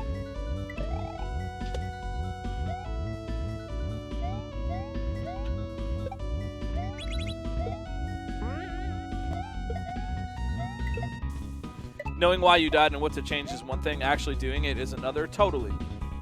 I'm making it sound easier than it is, Darkenine, but I think it is fabulously important to have that knowledge. Even if you can't play the guitar very well, you need to know if you're playing the right note or not. You know what I mean? Like, even if you can't play the Mozart piece, you're never going to play the Mozart piece if you don't know C from C sharp. You know what I mean? You don't even have to memorize that, but you have to know it. That's kind of what I'm talking about. Is like, yeah, it's much. I mean, you're absolutely right, and that's a very good point to mention. It is easier said than done. However, you're not going to progress very much very quickly if you don't take that first step. So it's easier. Yes, it is easier said than done, but that doesn't mean don't do it. That just means you got to do something tough. Fruski, thank you so much for the 12 months. Really appreciate that. Great race tonight. Thanks for being a part of the community. Really, really appreciate that. Thank you for the support. Oh, absolutely. Absolutely. And I'm not at all saying that isn't the case. I know you know that. Yeah, it is easier said than done. Even if you do know, it can be hard to just get your hands to do that. But the thing is, knowing what you did wrong and understanding that is like your teacher, right? You kind of have to be your own teacher. And so if you die and you don't know what you did, then you have no teacher to tell you. But if you do know what you did, then at least you've got that teacher saying, okay, you didn't hold the button. You didn't jump enough there. Your position was wrong, right? And that might be annoying, but then you know, right? You need that feedback. You need a type of teacher, even if that's just your knowledge.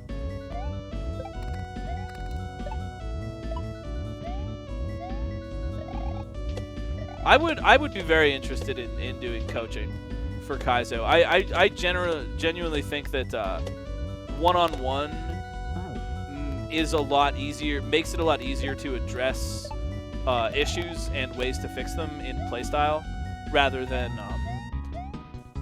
doing broad tutorial videos. It's one thing to say, this is the general method.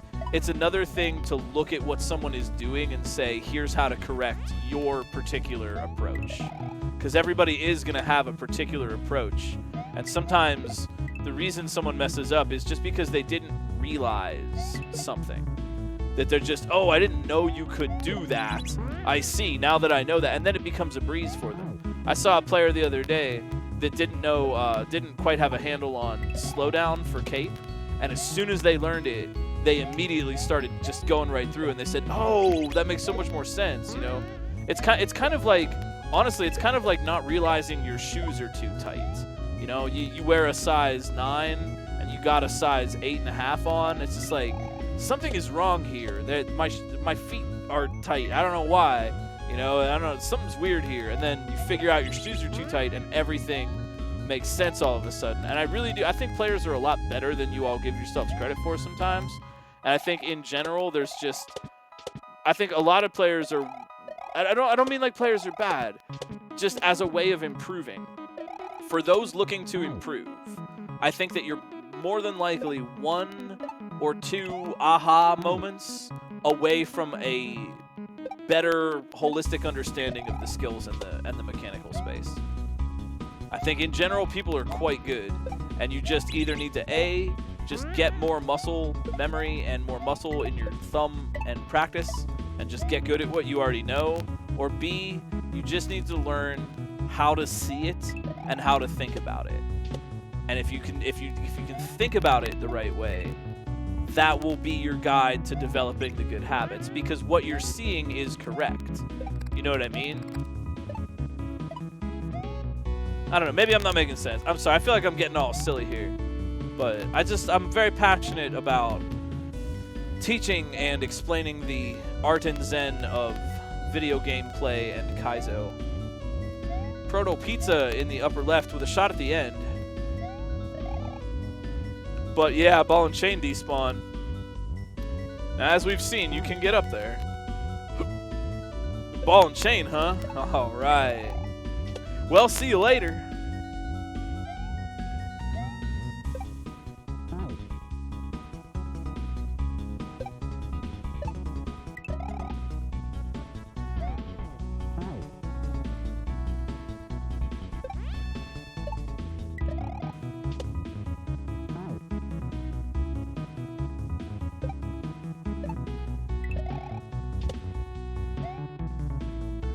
Well, geez, time's kind of flying by tonight.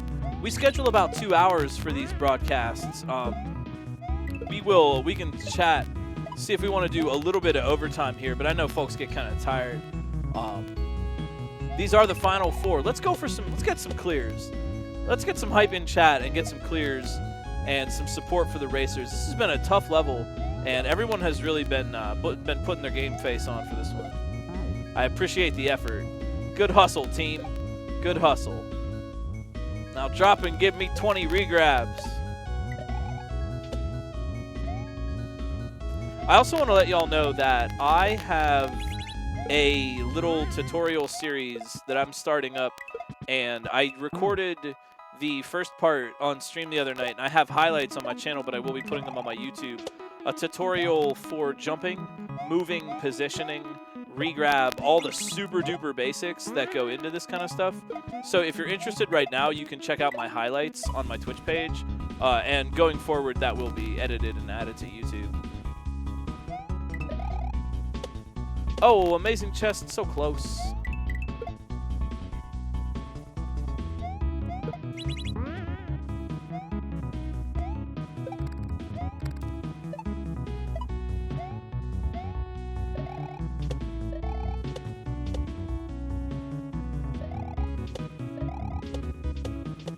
Oh, yo, Proto Pizza, smart move. They saw they didn't have it, and they just dropped back down and said, nope, I'm just going to try it again. Good, that's smart. Look at this smarts. That's a smart play. Honestly, if you notice yourself getting a little out of position, oh, things are getting shaky, I don't know. Sometimes not committing, if you can, just bail out and get back to safety. Do that. It's not worth just kind of walking around like that. Proto Pizza, see, that pays off. Let's go. Nobody has failed the final jump yet, and that is GG for Proto Pizza. Well fought. A strong show of gameplay powers. GG Proto Pizza. There are now 3 remaining. About 10 minutes, but I wouldn't mind chilling for a little bit. We'll see what's up. We got Psychedelic, Amazing Chest, and Endless Descent hanging out here.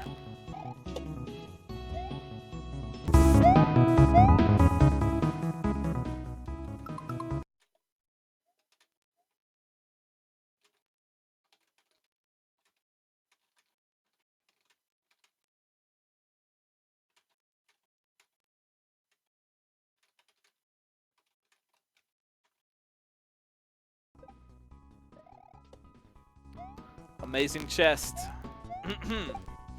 with the 40-yard stare at the end of the level. Oh, no, I'm here. Ah.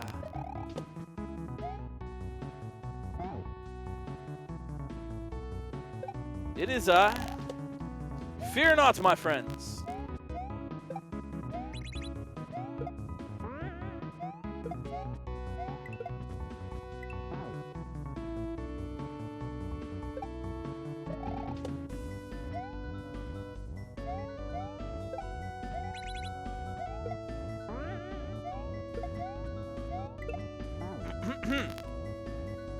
Looking for the clear. I'm thinking amazing chest.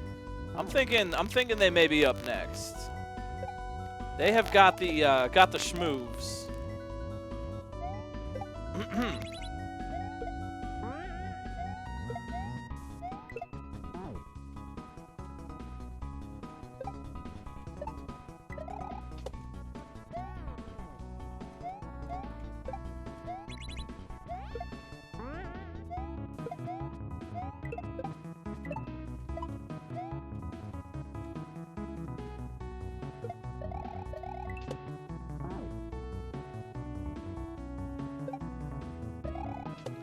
But I think keep your eyes on an amazing chest in the upper right. I think they might be getting in pretty soon. Also, CEO and Endless working hard as usual.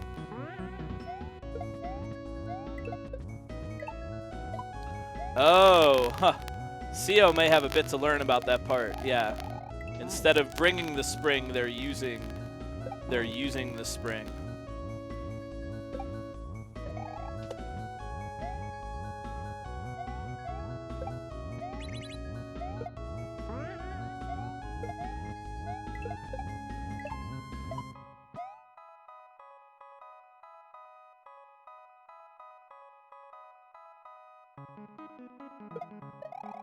Yo, here we go. Amazing chest.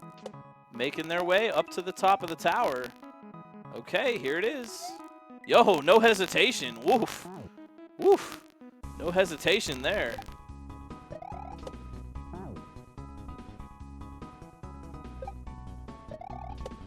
Proto Pizza, thanks for the raid. Oh, I tried to make the Romhack Races love emote, but it just made Romhack Races. Thanks so much, Proto Pizza. Good job. Good game. Good GG. But you didn't, though. But you won. I'm proud of that. Good job.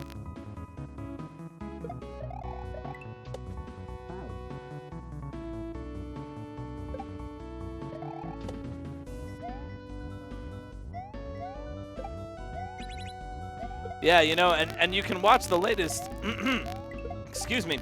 You can watch the latest Nile Red video on YouTube where he turns a bunch of Duplos and metal tacks into a fancy bottle of Da Vinci's, fancy yellow mustard.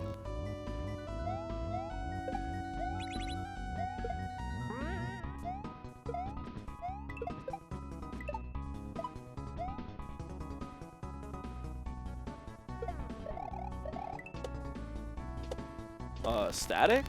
Not sure. Shouldn't be. Might be on your end. Oh, really? Uh-oh. Well, that's not good. Mic check. Mic check. Is there static? Sorry, that's never happened before. Checking the mic. Checking the mic. Sorry about that.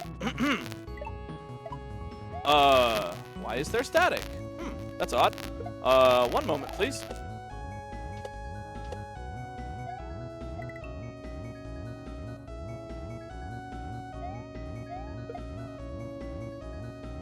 Check 1 2. Check 1 2.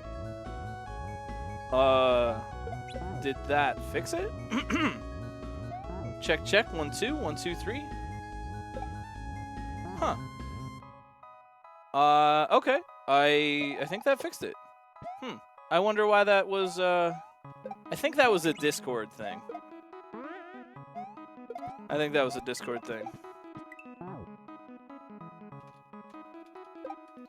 Because I can hear my own, yeah, I can monitor my own mic through my device that I'm using. And I'm not hearing any static in my own monitor, nor was I when you mentioned that. Odd. That makes me concerned about my setup here.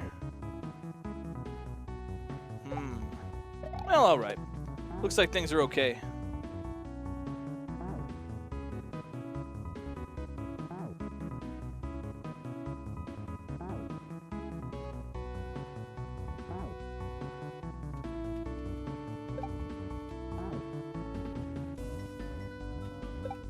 Sounds fine? Okay, cool. Well, thanks for putting up with me and allowing me to do commentary for these races. I appreciate y'all very much. This is super fun for me to do, and it's really great to see so many people trying their best at Tough Kaizo Mario. I hope that the passion of our community can come through, and I hope that maybe a little bit I can show you that Kaizo Mario can be cooler and more fun than just masochistic death. You know what I mean? There's artistry. There's a lot of dedication and feeling and artistry behind this sort of thing. I hope that can come through in what I do. It's important to me to speak for that perspective.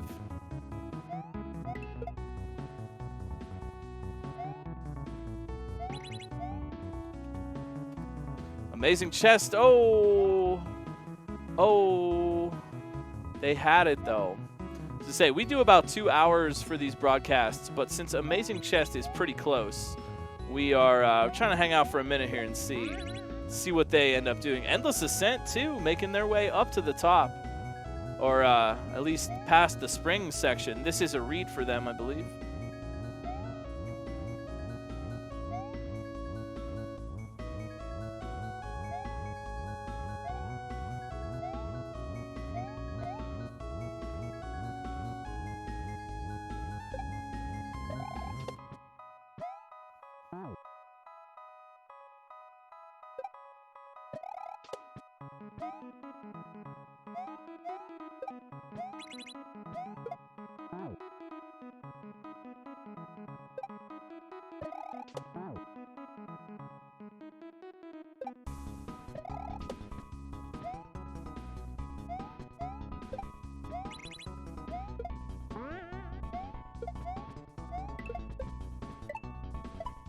So we're going to hang out for a little bit, looking for a clear.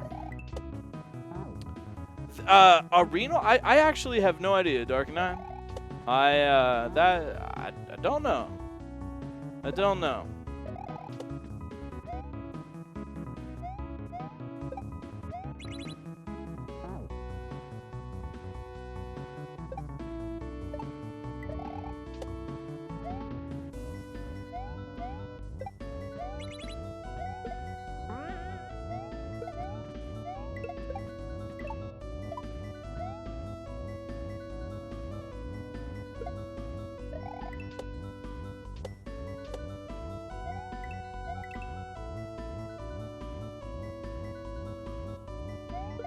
Is it a volcano name? That's cool.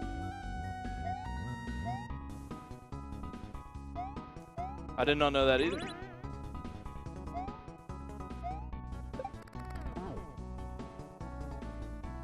Amazing chest.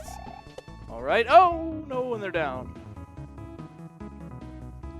All right, we're taking this into overtime a little bit so that we can see if we can get another clear here.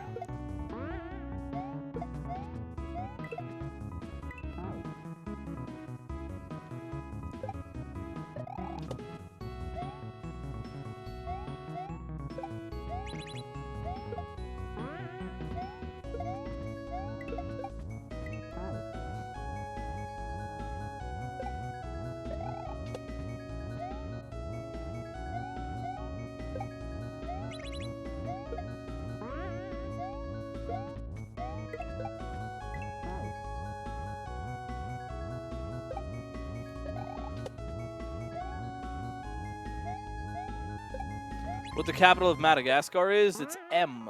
You typed it there yourself. M. I saw Sesame Street. I know what letters start with the letter M.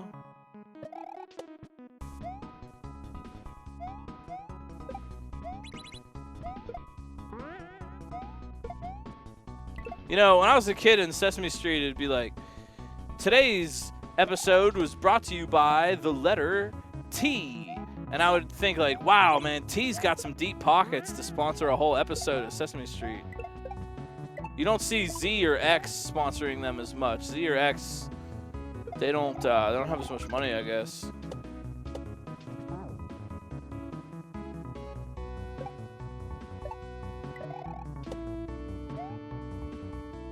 Let's go. Amazing chest. Oh, yeah. Back up on top. Playing it safe, but a little risky. I wish, yeah, Letter, it would be great if Letters could sponsor things. Yeah, the pressure. Uh-huh. Totally. That Mario Maker heartbeat moment. Yo, uh-oh. No hesitation. Amazing chest. Right up and in there. Good job. That was great. Oh, yeah, that's true. Yeah, one of allegedly Maddie's levels was sponsored by the letter P. That's true. That's right. All right. So, you know, they're still out there. Good job. Endless, amazing chest. Good job. And then there were two.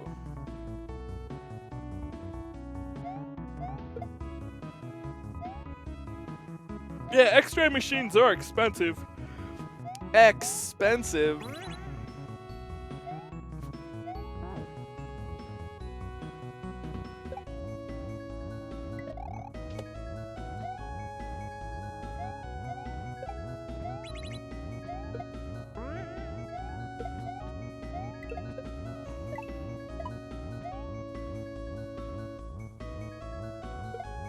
Can't believe the letter P freaking died.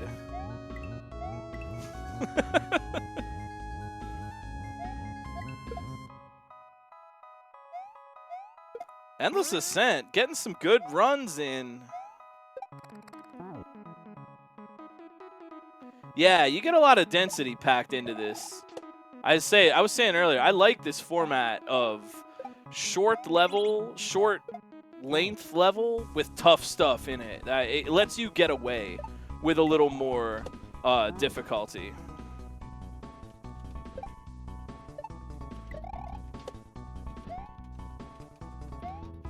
Well, my friends, we got one friend remaining, and as is tradition, we like to go over and send a raid over. Give them some cheers, give them some ups, follow all the racers.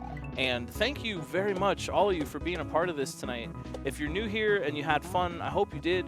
We do these every week. You can check out romhackraces.com, our official website, for more information. Jump on our Discord server, play the levels for yourself anytime, and sign up for races if you want to be a part of it, or make a level, or volunteer, help us out behind the community.